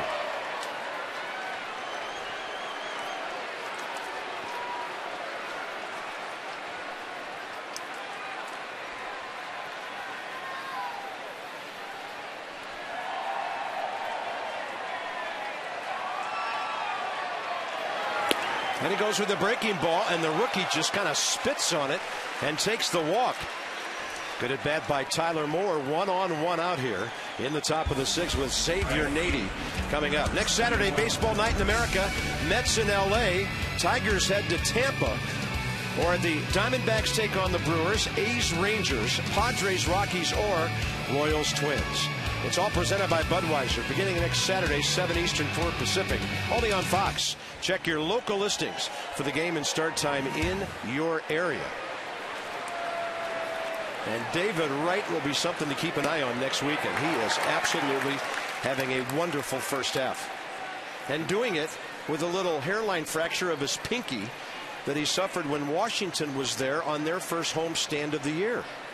And watching Ryan Zimmerman, I couldn't help but think of his good buddy David Wright at that scoring call in the R.A. Dickey one-hitter. Yeah, that's right. See, they haven't changed that call yet. I think they're just going to give us a little time to forget about it and then make it change later. I think the Orioles might end up with 2 hits tonight instead of 1 through 5. Well, it's interesting this year as part of the new CBA. Players and through their clubs and agents are allowed to petition for scoring changes. They can go right to MLB. It gets to the desk of Joe Torre. In this case, I'm not sure who would make the appeal. Would Ryan Zimmerman make the appeal? I don't want that error. Nady with a ground ball left side. Betterman, nice pickup. And the Orioles will go around the horn for an inning-ending 5-4-3 double play. The 67th they have turned this year. Top of the order for the Orioles. Bottom of the 6th coming up.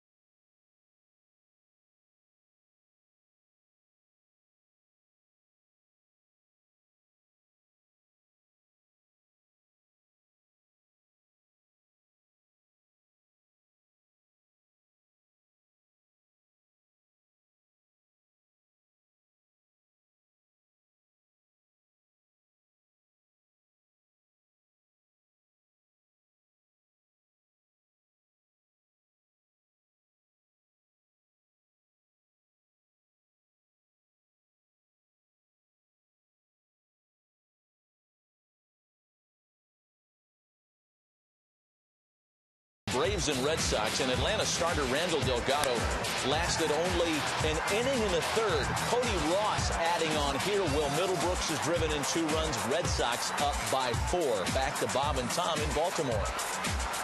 Thank you, Matt. And obviously Atlanta's 3-game winning streak is in jeopardy. Right now the Mets gaining that game last night, only 2.5 back of Rick Ankiel and the Nationals. Ankiel takes over in center. That'll move Bryce Harper to right. Xavier Nady out of the game. Davey Johnson going for defense in the middle innings here. Yeah, a little 2-platoon baseball right here. Nady had that at bat, so now his spot wouldn't come around for 2 or 3 more innings. Get your best defensive team on the field with a 3-run lead. Well, anybody who's ever watched Rick Ankiel play center field, a great glove, good speed, and the unbelievable arm. Brian Roberts leads off. He has bounced out to the pitcher and struck out swinging. 10 for 39 since his return 10 games ago.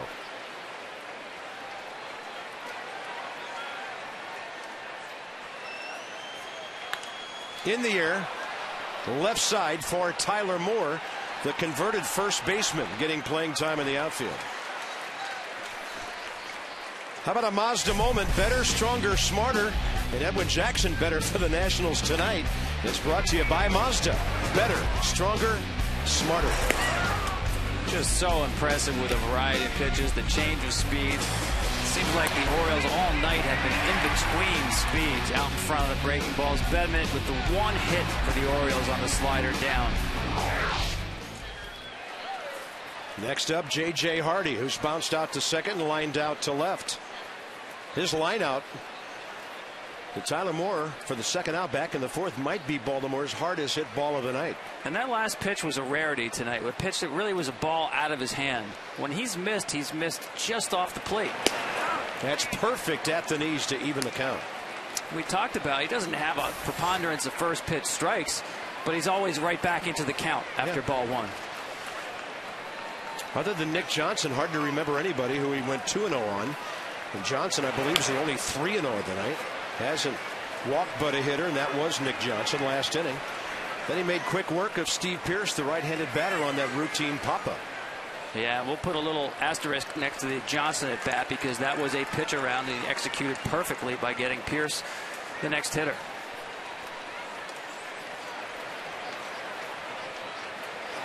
J.J. Hardy will drive this one to right center, but Rick Ankiel is cruising for it. 2 outs. Boy, that was impressive right there. I think that's the best bullet Jackson has shown tonight. 95 miles an hour. We've seen him changing speeds on fastballs, in the 90 to 92 range, and you see him reach back there here in the 6th inning. Plenty left in the tank for Edwin Jackson.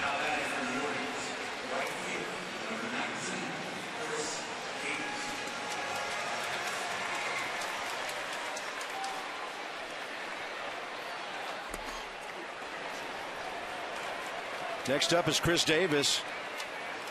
And when you're 0 for 24 coming into a game and you hit 2 bullets, there's just no luck in this game. He's lined out hard to right and lined out hard to first. And busted his bat on that one. Yeah, that's not fair, especially seeing that Davis is facing a guy who's 0 for 14 against. Look at these average velocities here.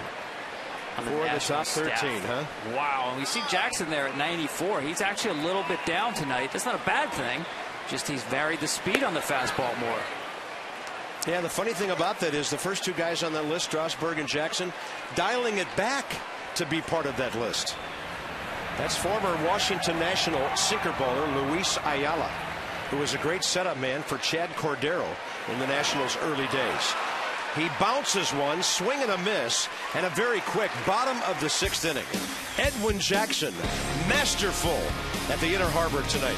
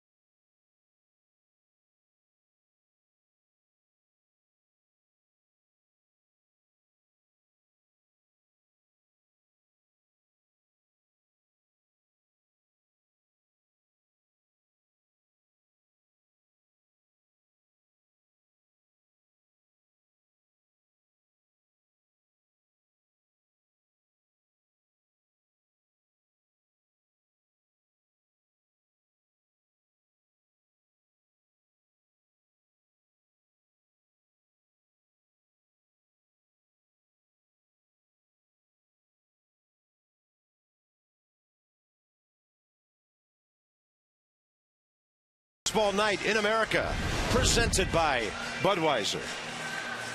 Warm, beautiful baseball evening in Baltimore. Right now, it's all the visitors from 39 miles away. Washington Nationals on top 3-0. And Luis Ayala pitched for Montreal for a couple of years, and then in Washington, 05, injured, didn't pitch in 06, but he was there as part of their bullpen into the 08 season. Always a reliable veteran guy who's, when he's throwing well, gets a lot of ground balls. Well, he also, as a member of the Yankees, enjoyed the great perk of being able to audit some cutter classes from Professor Mariano Rivera. It's really helped him extend his career here. Always had that good sinking fastball, but that cutter late in his career now, under the tutelage of Rivera, has really extended the career.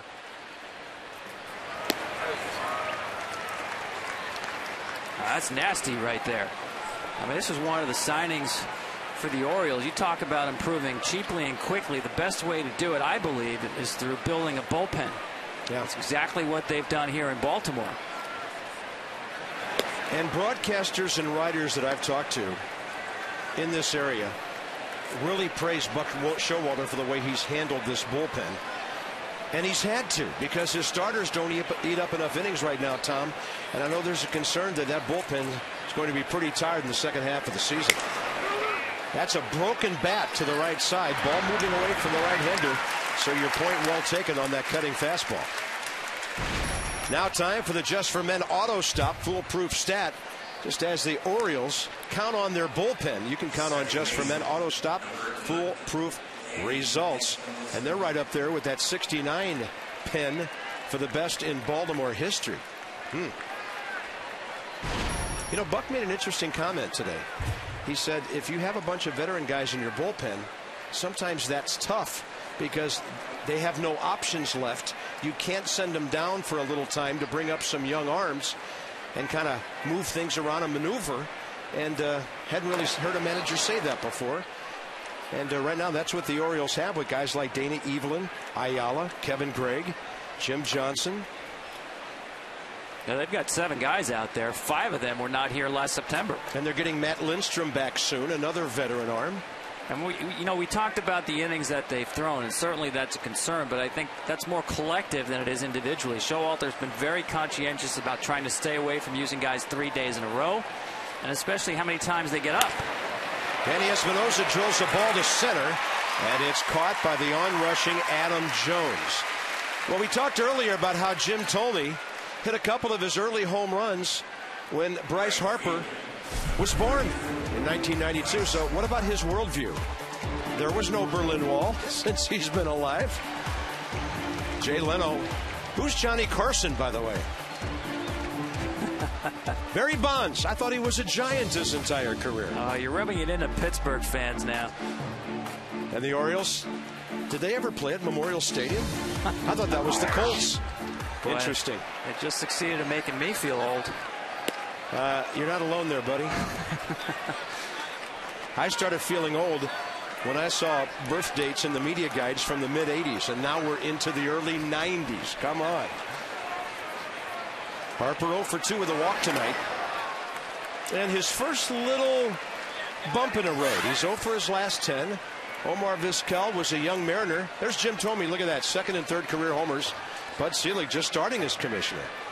And Las Vegas had a special delivery on October 18th. Selig took over as commissioner 1 month before that. And of course, Camden Yards opened. Can't forget that. 20th anniversary of this wonderful ballpark. 1 ball and 2 strikes to Bryce Harper. Well, he was 2 years old when they went to the 6th division format in the wild card. So a lot of traditionalists still wringing their hands about adding wild cards and expanded postseason. And Bryce Harper's generation is saying, what? There he goes, serving a ball to left field. He's done that beautifully as a rookie. So he turns an 0 for 2 into a 1 for 3. And, Tom, he's been doing that all year. He'll take the ball to left for probably 30 to 40% of his hits. Well, I'll tell you something else he's been doing all year. Watch him out of the box. This is a routine single, a ground ball through the left side. And he's turning first base as if second base is a possibility. Maybe Steve Pearce slips on a banana peel out in left field and second base becomes possible. But he's a guy who takes nothing for granted. And I talked about him. He's a highlight waiting to happen at all times, offensively, defensively. It's like watching a NASCAR race. I mean, the cars are going around in a circle. Maybe nothing's happening, but the possibility that something really exciting is going to happen is always there. I have to credit my Washington partner, former Major Leaguer F.P. Santangelo. He dubbed Bryce Harper on the bases the run till they tag you offense. And sometimes it works out and sometimes it doesn't. Yeah, it's a good strategy in T-ball. I'm not sure about the major leagues. It worked out last couple of nights ago when Tampa Bay threw a ball away at third base and he scored a run, but just really not supposed to be running on ground balls hit in front of you when you're on second base. No, but you know what, Bob? Every single outfielder now in both leagues knows exactly the strategy when Bryce Harper is running the bases like that. You can't take anything for granted. You saw him take advantage of Jason Hayward out in right field in an interleague game. Word gets around quickly that he will challenge outfielders. He puts tremendous pressure on outfielders. You hear a lot about speed putting pressure on infielders. He puts it on the outfielders. 1 ball, 1 strike to Zimmerman. Harper has already swiped 1 base tonight. And as a big league base stealer, he is 6 out of 9. On one of those 3 caught stealings, he was actually picked off and then just kept on going. The equipment guys must love Bryce Harper, huh? A lot of detergent this year. Every night. Cubic yards of dirt he brings back. Zimmerman unable to reach that breaking ball, and Luis Ayala has a former teammate in a 1 ball, 2 strike count. You know, we talked about his generation, all these things that have happened or he isn't aware of, or at least only through history books. But his game, Bob, is as old school as it comes. Yeah. How about Cole Hamels being quoted yesterday saying he'd give a player's vote to Bryce Harper to make the All-Star team after Hamels drilled him on purpose in Washington, and then Harper stole home on a pickoff throw to first. Ryan Zimmerman pops it up. Brian Roberts is under it. Zimmerman 0 for 4 tonight, but it's time for the 7th inning stretch in one of the great urban baseball settings in America. The Inner Harbor, not far away, Camden Yards.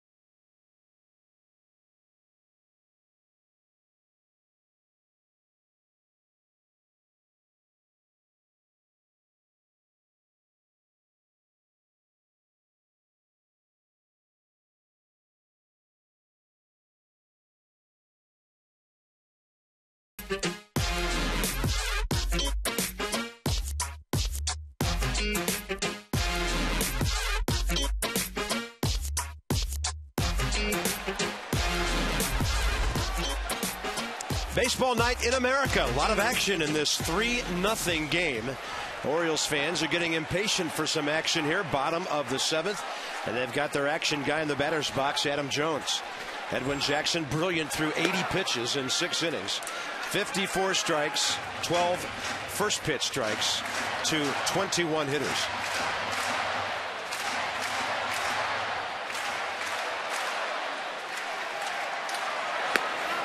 That's a good running fastball that might have handcuffed him had he swung. Yeah, actually, ball ran back a little bit there, but predominantly tonight, it's almost as if he knows Jones is battling some wrist issues because he's been pounding the fastball in on him. Now the target away, and he throws the fastball anyway. Adam Jones won't be 27 years of age until August 1st. He's becoming a major presence in the American League, leading the Orioles in runs, hits, home runs with 18, RBIs 39, stolen bases with 9. They're not a running ball club, and some other guys do that. Jason Kipnis of Cleveland, Carlos Gonzalez of the Rockies, Ryan Braun of the Brewers, leading their team in all of those categories.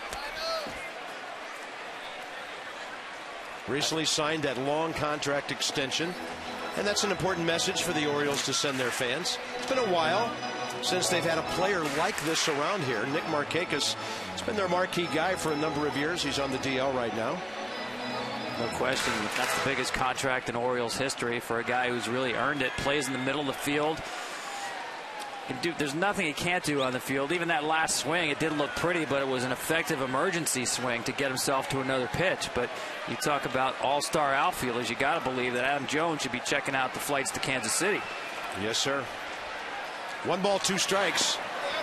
His consistency as well, Tom. Last 4 years coming into this one, 270, 277, 284, 280. The homers 19, 19, 25, and now 19 already. He is headed for easily a career year. Yeah, I think the extra base hits, you'll see that continue to go up. On a 2-2 pitch, that ball laced left field side, and that is a home run. Adam Jones with a frozen rope just inside the foul pole. So he's at 19 now. Taking advantage of a rare mistake by Edwin Jackson. Just tomahawks this ball. Looked like a breaking ball. He just floated up there. Yep, just spun up in the zone. Tried to get him out another way. He's been getting him out with fastballs pounding inside. Just left this breaking ball up, and Jones does a great job getting on top of this ball and keeping the ball fair. You notice this ball was hit so hard, and he kept his hands in enough that there was no hook on that ball. A lot of times you'll see a guy jump at an off-speed pitch, sees that ball up in the zone, gets anxious, gets so far out in front that the ball will have a hook pattern to it and go foul. And the fans will ooh and ah, but that's actually bad hitting when that happens. You don't want to see that ball hook. That ball stayed fair and stayed inside the pole. Orioles with their 92nd homer of the year. Yankees started the day with 108. The Blue Jays with 102 to lead the American League and the Major Leagues. Matt Wieters is next. He's flied to center twice. And that wakes up the crowd of 46,298. There is a good number of red in the crowd of orange tonight. A lot of Oriole fans went down to D.C. a month ago, and a lot of Nationals fans are up here. And a high drive to center. Ankiel is on the track and steps just in front of it to make that grab. Today's game is sponsored by DirecTV. If you call yourself a sports fan, you got to get DirecTV. And by the all-new Mazda CX-5 with 35 highway MPG. You know, watching Jones hit that home run, you start thinking no team in baseball has more comeback wins in the late innings, 7th inning or later, than the Baltimore Orioles. They've got 10 such wins. There's a busted bat for a base hit by Wilson Betemit. Tyler Moore will get to the ball to keep him at first base with 1 out. And the funny thing about their offense, when you think of a rally team, is they strike out a ton.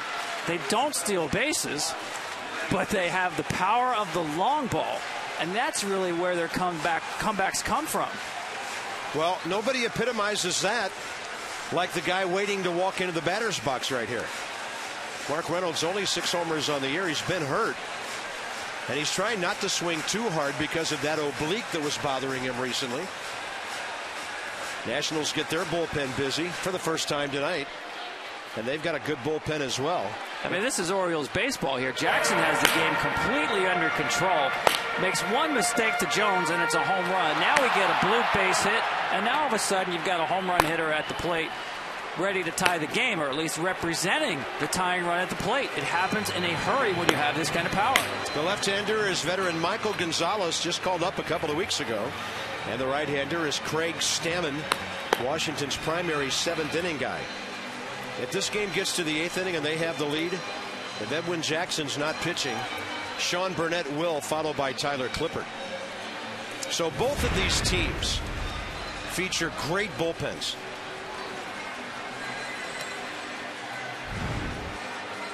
Washington, meanwhile, has had a great record this year, went ahead after 6. I think they've only had 3 games all year long slip away when they've had a late lead, so it's kind of a fascinating matchup between Bucks guys who never give up and Davey Johnsons who frequently don't give it up. So here comes Mark Reynolds. 2 strikeouts tonight.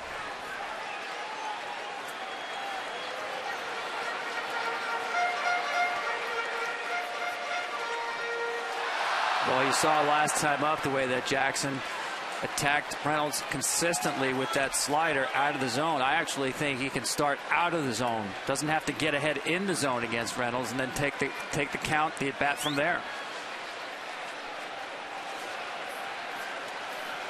44, 32, and 37 home runs his last 3 years. Another first pitch breaking ball. That time he wasn't biting. Yeah, that's exactly what he did. In other words, you don't want to start the count as if it's 0-0. You want to start it as if it's 0-1 or 0-2. Don't feel like you have to come into a hitter just to get ahead of the count.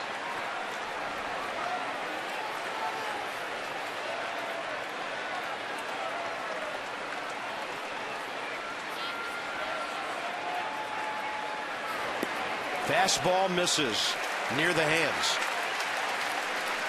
Now we've seen that a couple of times, Bob, where the target was set up outside and he's losing that fastball back over the plate. That is a danger pitch to Mark Reynolds. Well, Jordan Zimmerman tried to sneak a fastball by him up and in last night. Lined it into the seats and left. He's the tying run right now here in the 7th.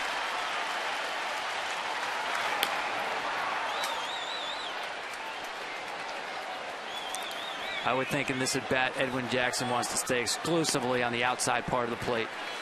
Steve McCaddy's huge on that. Once the 7th inning arrives, he doesn't want anybody getting beaten by a pitch a hitter can pull. And in this ballpark, right-handed batters, there are rewards in right field if you hit the ball well going the other way. There's a big gap out there. Short porch. I think Reynolds has to be disciplined enough to stay away from the slider. That's a ball, and get to a fastball. Can't quite do it, and the count's even. That one may have got some plate there, but Jackson knows he's been able to get him out on sliders that are not strikes. It's easy to say that, just take the slider, let it go, but the action, he's got so much tilt on that pitch that it looks like a strike on arrival, but disappears out of the zone.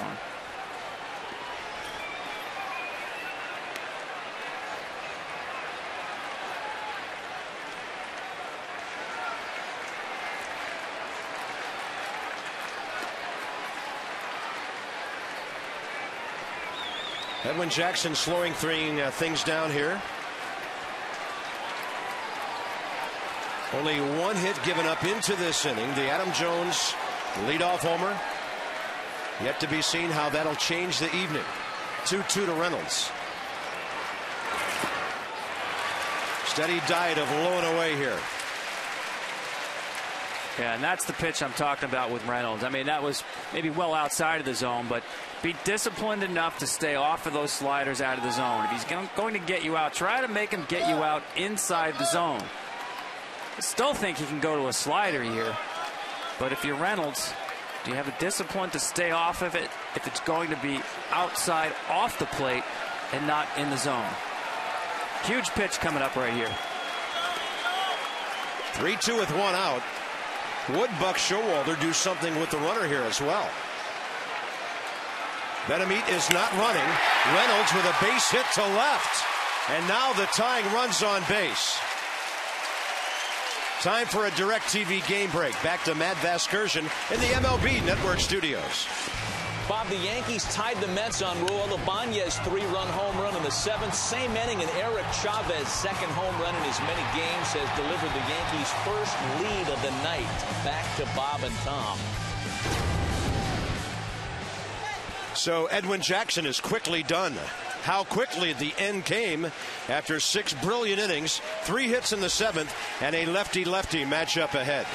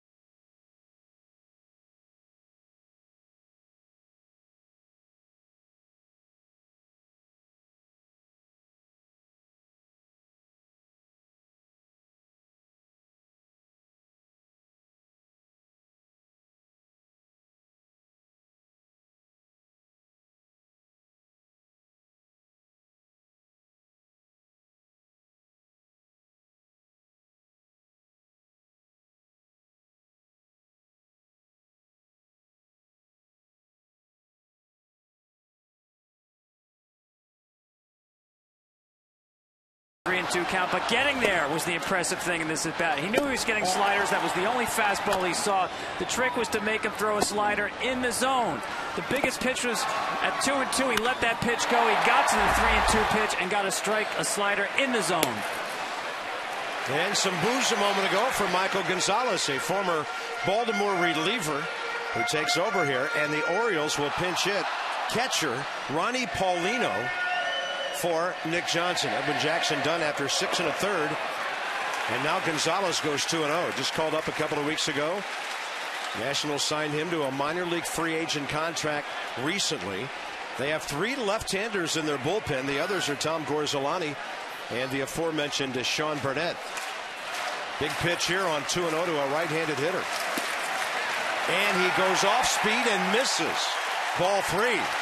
You saw Flores keep his glove there. He thought this was a strike. Looked like it was just off the plate. Huge pitch right there to get the count now to 3-0.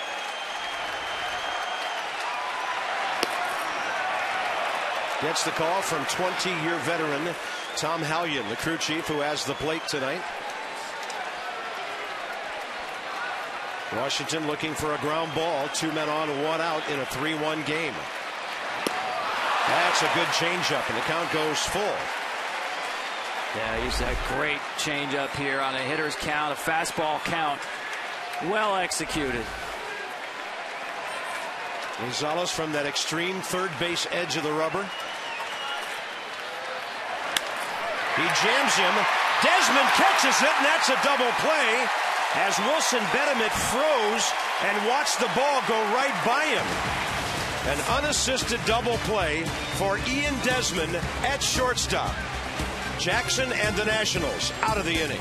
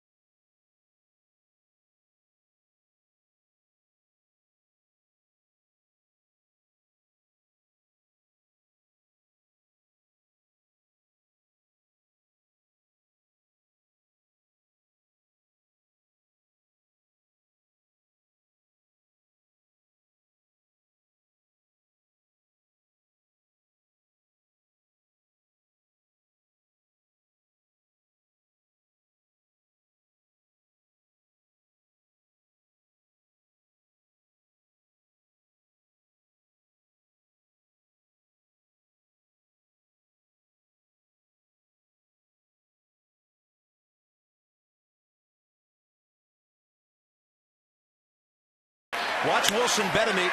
He freezes as the ball goes right behind him to Ian Desmond. Well, what he has to do there is read the speed of the ball. That ball is not getting through the infield. Even if it bounces, that's going to be a double play. So the adage, you freeze on the line drive, actually you should start going back to the base on a line drive. And there he took his secondary lead and just didn't get back on a ball that was not going to get through the infield, even if it bounced. Pedro Strop for the Orioles. Top of the 8th, and he faces Michael Morse.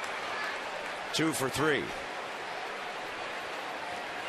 Michael Morse now has 3 hits in this series, a double last night. So he's 3 for 7 here at Camden Yards.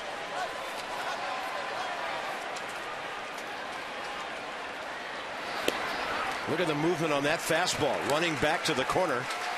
At the knees, no balls, 2 strikes. Yeah, you see that velocity. We talked about the arms added to this bullpen. He's a guy picked up out of the Rangers system. Flush with great arms. 96, 97, guy who can work very often. And a breaking ball busting Michael Morse's bat. J.J. Hardy throws him out. Next up will be Adam LaRoche, who's 2 for 3 with a base hit, a homer, and 2 runs scored. Yeah, and you see how he can be so difficult, especially against right-handed hitters, when you back up that 97-mile fastball with a slider coming in there at 83, 82. So the key for him is getting ahead, like it is for about 100% of those guys out there, but especially with his stuff.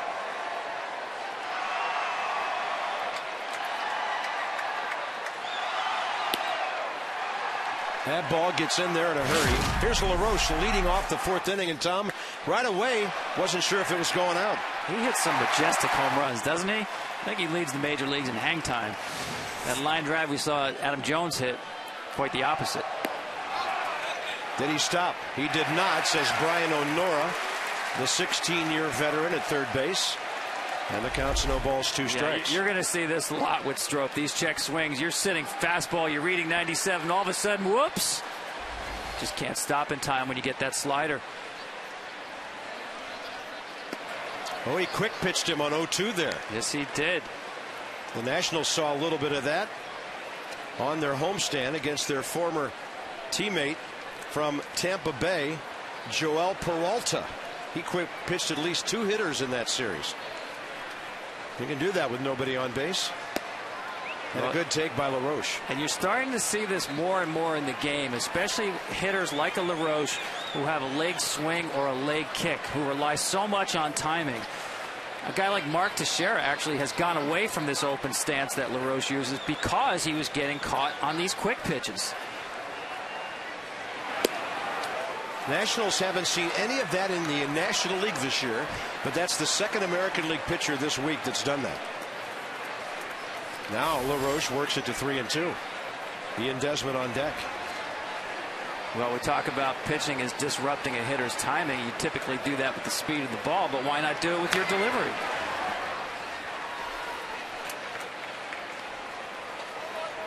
Strop started his professional career back in 03 as a position player. And became a pitcher in 2006.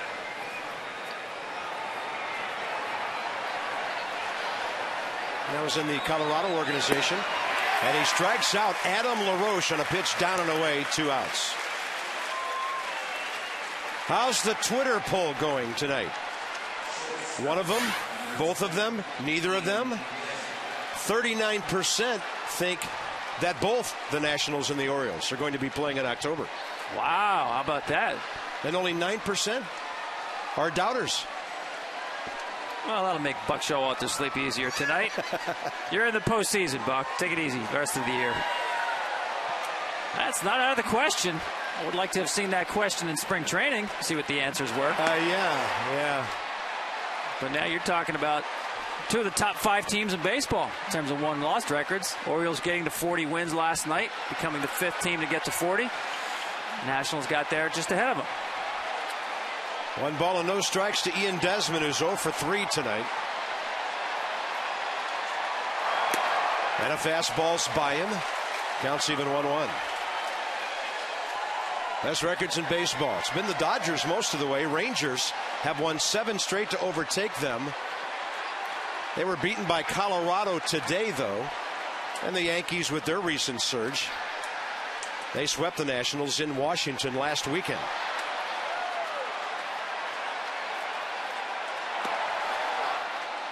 Ball 2. Bob, I think a lot of teams will make that top 5 list before all is said and done. I think a team, we've seen the Angels get hot. Yeah. They can get up there. I think a team like Detroit is going to still have a run in it. I think Boston will have a run in it. The length of the season, those cream does come to the top and at least have really good runs in them. Giants only 3 games behind the Dodgers in the West. And now the count goes to 2-1. I mean, you're set up for some, I think, some incredible races, especially when you factor in that second wild card.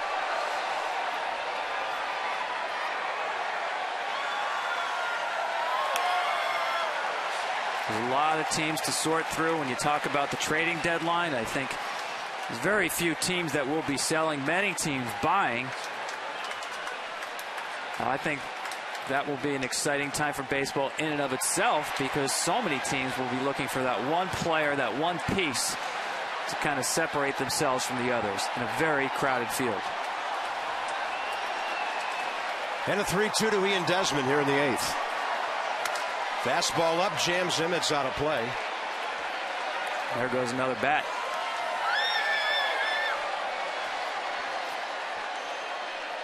Desmond must have liked that one. He kissed it goodbye. Well, Strop can do that to you. You talked about velocity, Bob, but really is jumping out at me is the movement on these pitches. This is 97 and 98 with a little wiggle to it. Yeah, the hitters will tell you, won't they? It is definitely getting off the barrel of the bat. Desmond trying to get aboard for a left-handed pinch hitter.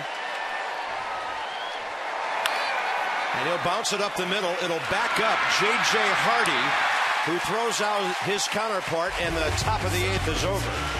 They've already erected a Frank Robinson statue here at Camden Yards. Earl Weaver is next, and then others.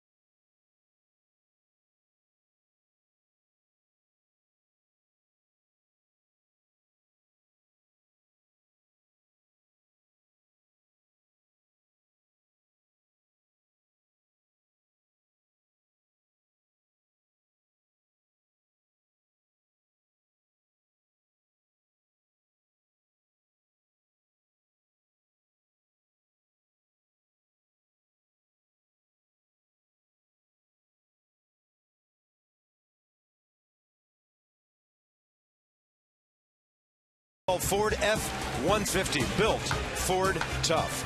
And by the makers of One A Day Men's, the official multivitamin of Major League Baseball. Nationals have their defense set in the outfield now as very speedy and athletic Roger Bernardina takes over in left field for the rookie Tyler Moore. And on the mound, an 8th inning setup man, Sean Burnett, who's only given up runs this year in 3 out of 30 appearances. And lights out lately. Steve Pearce, right-handed hitter, 0 for 2, leads off. That's how good Edwin Jackson was.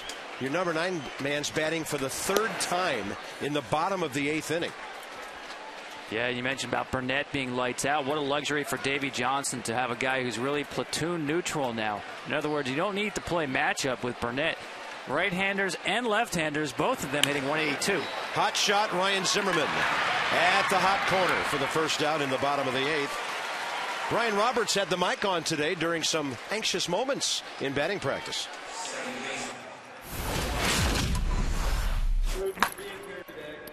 Heads up! That's what we've been trying to do. Heads up! Hey, heads up! Watch out! Yeah, right by his face. Hey, that'll happen when you have a line drive guy in the cage. And I'll tell you one thing, Tom, at 5 or 5:30 in the afternoon, there's no way I'm shagging in right field at this ballpark because the sun's right over the grandstand. It could be brutal over there. No, it's dangerous during BP. There's no question about it. It's okay to hit him out once in a while, too, Brian. Well, nobody's happier to be back in the lineup. When the Orioles were in Washington last month, we visited with him, and he knew he was getting closer, and at that point he was still about 2.5 weeks away. But nobody wants to be on the field worse than Brian Roberts. No question about it. It's been a long time, even spring training, just on the backfield, really working out by himself. But to his credit, he actually turned himself into something of an unofficial coach, working with guys like Robert Andino and Adam Jones, especially on stolen base techniques, reading pitchers, getting jumps.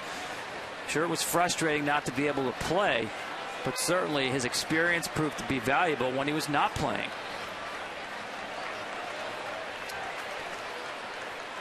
Breaking ball by Sean Burnett, and that's fouled out of play to the right side.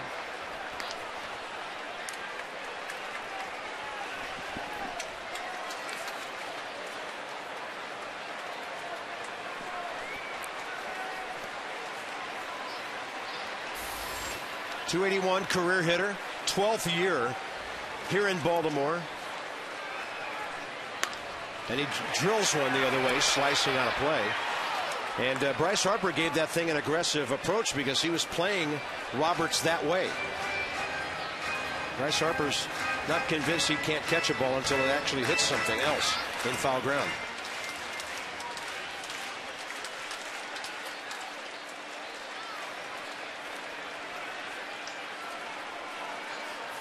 He's 0 for 3 tonight. Burnett throws him a strike and he fouls it again. And you talked about the tag team that Davey Johnson has with Drew Storen out, with Burnett getting the ball to Clippard, who also is another guy who gets out right-handers extremely well and left-handers with that changeup. But it's very nice to have a settled blueprint for your 8th and 9th inning. And the Nationals have that even with the injuries they've gone through. Yeah. Drew Storen threw live batting practice down in Washington yesterday for the first time. He threw a bullpen, then he warmed up, and then he threw to hitters for the first time this year.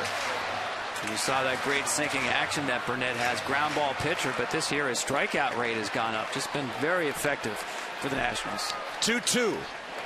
And that is close. Ball 3. Once again, Brian Roberts at his best. Getting deep into counts. We saw a 9-pitch at bat against Edwin Jackson. Here extending this, making sure that Burnett is going to have to throw a ball in the zone to get him out, even with that sinker. 3-2 pitch, and he does that, and Roberts spoils another.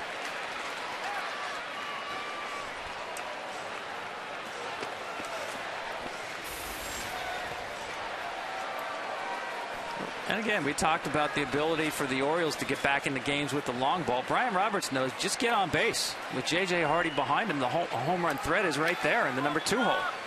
Roberts 0 for 1 career against Sean Burnett, and that ball went rifling into the dugout and made contact with Chris Davis, who's in the hole. I tell you, when you're 0 for 27, nothing much fun happens to you out there.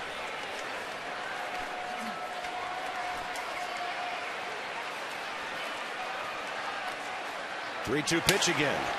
What a battle.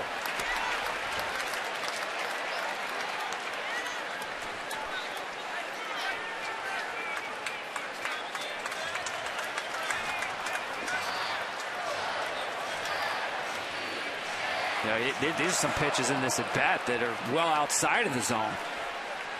Brian Roberts is just in coverage mode here. Anything remotely close to the plate, he's getting a piece of wood on it. Maybe a small piece, but it gets him to another pitch again. Still reaching, still fouling. So that's 12.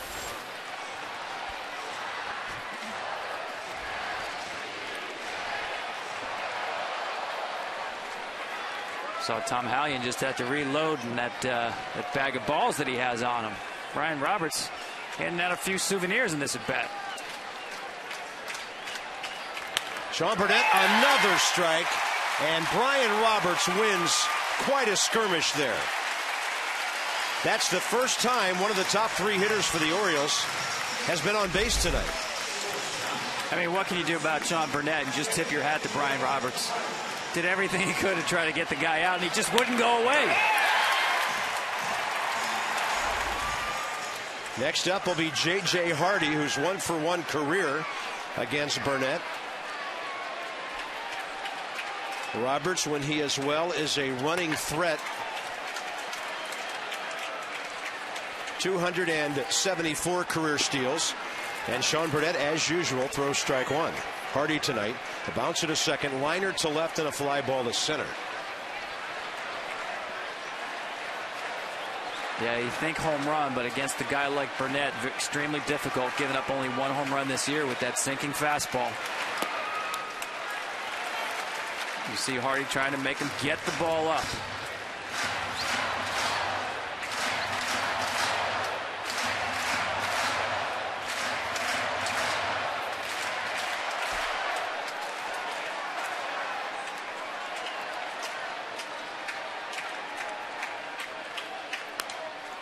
Had that ball tailing away from the right-hander. And the count here in the 8th is 1-2.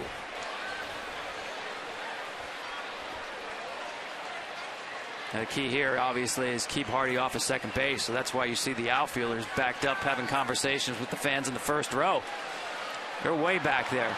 And you see the Nationals really conceding the pole side to Hardy. That was a breaking ball he fouled away.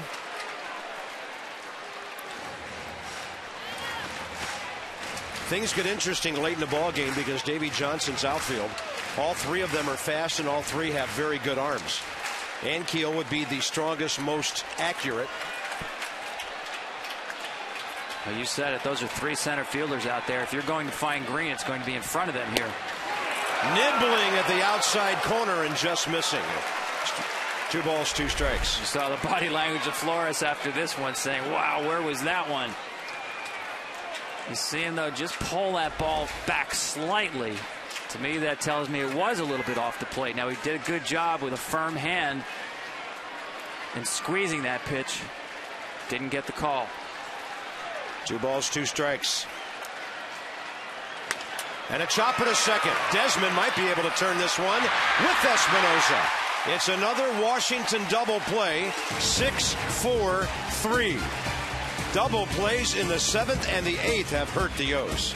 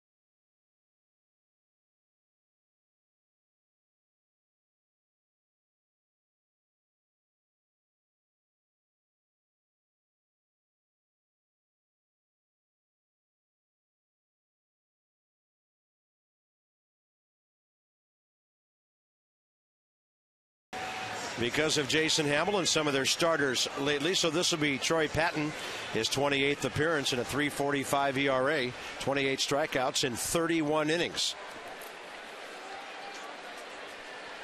Roger Bernardino leads off, came into play left field. He's been known to lay down a bunt when he's in a leadoff spot, and he had Wilson Betemit on the move right there. Yeah, not a bad idea, especially against a guy like Patton. Very tough on left-handers, set up nicely for him here with Bernardino and Ankiel in the hole on deck. Swings over the top of the breaking ball. And that's why. That pitch right there, that little sweeper from Patton. Very difficult for a left-hander to stay on that ball. Keep that front shoulder on the pitch as it's moving away. And the 0-2 pitch. Breaking ball got him on the front door. Let's check out the Burger King smooth plays of the day. And 2 crucial double plays for Washington. Yeah, right place, the right time for Desmond there, turning a little soft liner into 2 outs. And then Burnett gets the ground ball that he was looking for right there, getting himself out of potential trouble.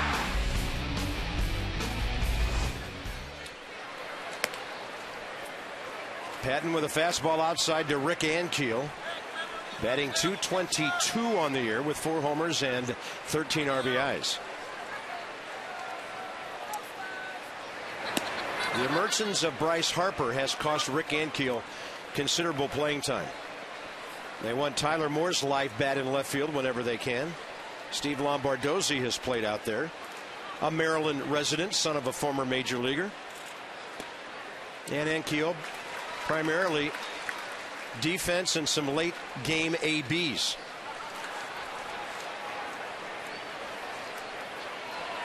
Very valuable guy to have because of that defense, and also because as a pinch hitter represents a long ball threat.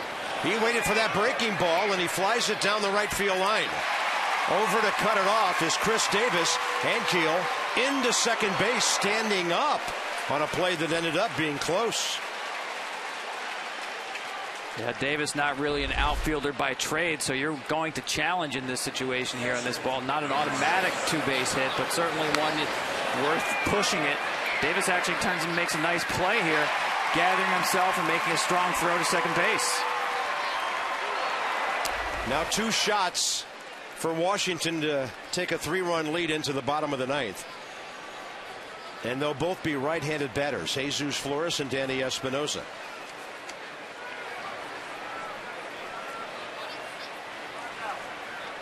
Flores tonight 0 for 3 with 3 balls on the ground. Turned his shoulder away from that running fastball that turned out a strike.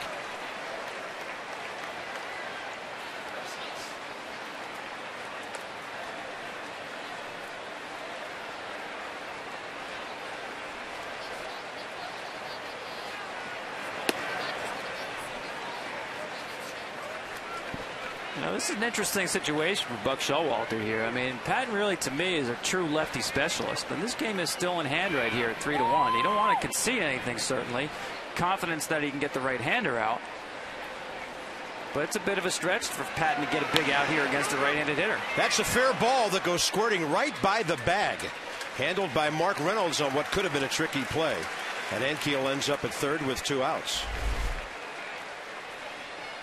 Yeah, you're right about the tricky play, Bob, because I'm sure this ball had a ton of spin on it the way that it came off the bat. Mark Reynolds, longtime third baseman, now playing primarily on that side of the infield. Again, we talked at the top about Espinosa being a guy that just chews up left-handed pitching. I'd be very careful right here with Espinosa. Yeah, he's 0 for 4 tonight. And Bryce Harper, a lefty, is on deck.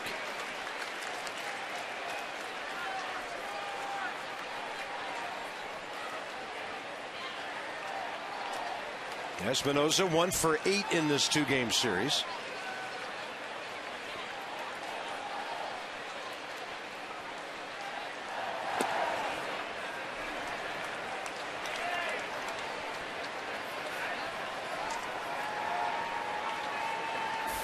Yeah, I mean, if I'm Patton here, I really have to treat him as if, well, he does have a base open, certainly, but he's got to hit my pitch. It's got to be out of the zone.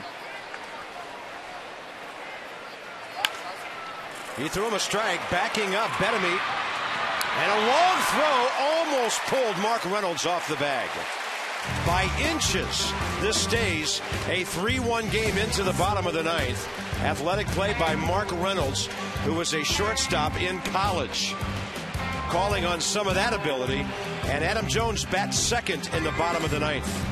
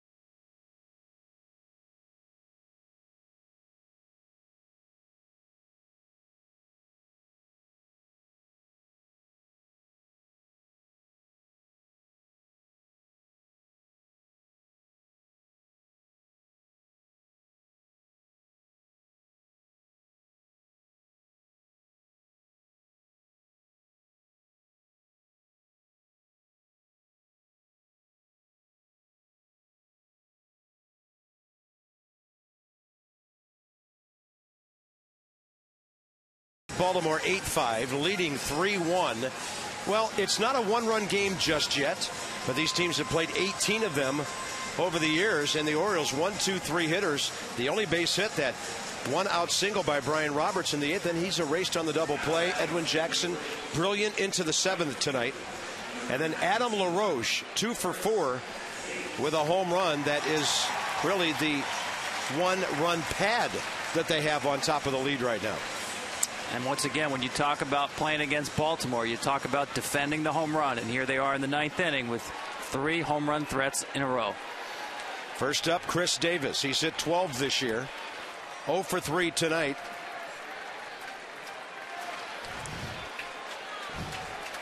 He has never faced Tyler Clippard, who has a fastball changeup combination. And he goes first pitch with the fastball. Sometimes he'll pitch backwards and give you that changeup on the first one. Yeah, I almost think he's, with that changeup, he's more difficult for left-handed hitters than he is for right-handed hitters. Tyler Clippard is 11 for 11 since taking over from Henry Rodriguez as the Nats closer. That's what you call slowing down a guy's bat with an 80-mile-an-hour changeup.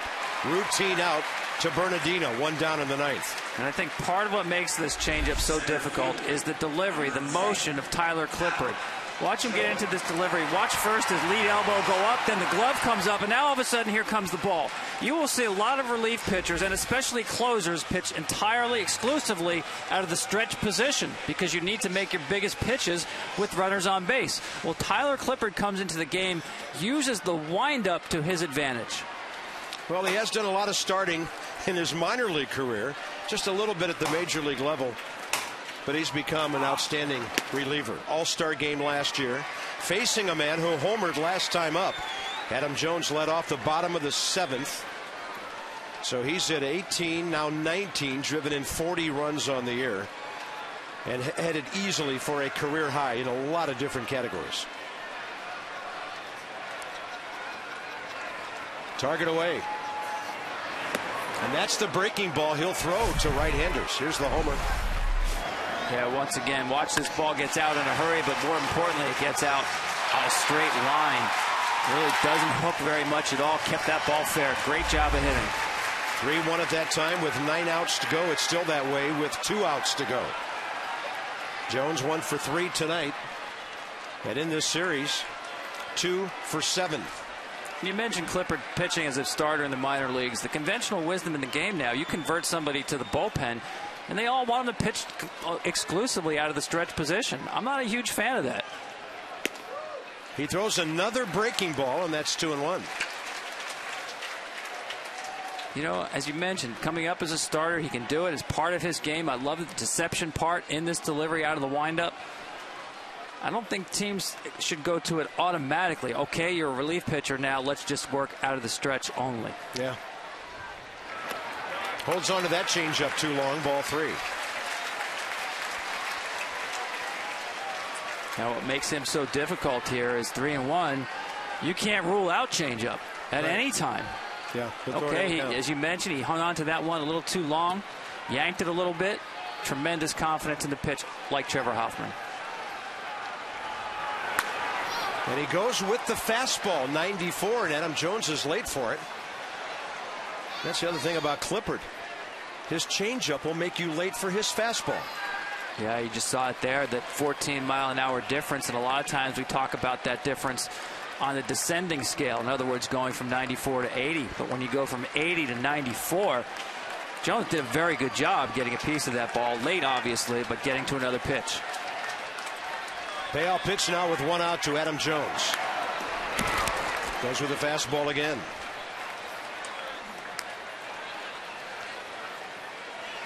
Tyler Clippard was traded for right-handed pitcher Jonathan Albaladeo in December of 2007 after just 6 major league starts with the Yankees.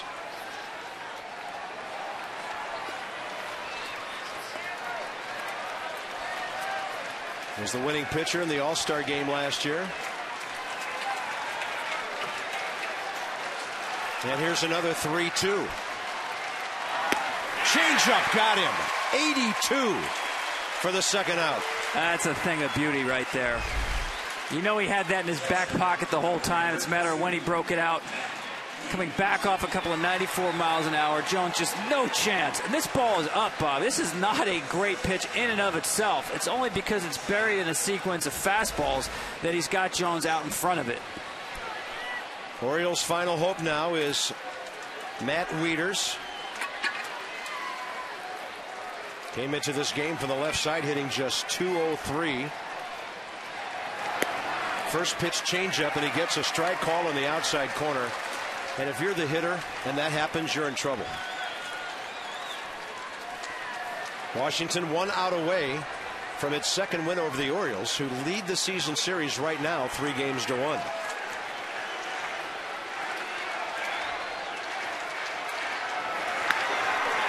Over to get it, Danny Espinosa looking for LaRoche, and the game is over as Sean Burnett and Tyler Clippett do it again behind the brilliant starting of Edwin Jackson. Nationals baseball went the wrong way for them last night for Jordan Zimmerman. Tonight, enough offense, just enough, but that's Washington Nationals baseball. That's Tom Verducci. I'm Bob Carpenter. 3-1, more post-game coverage from the MLB Network studios when we return after these messages.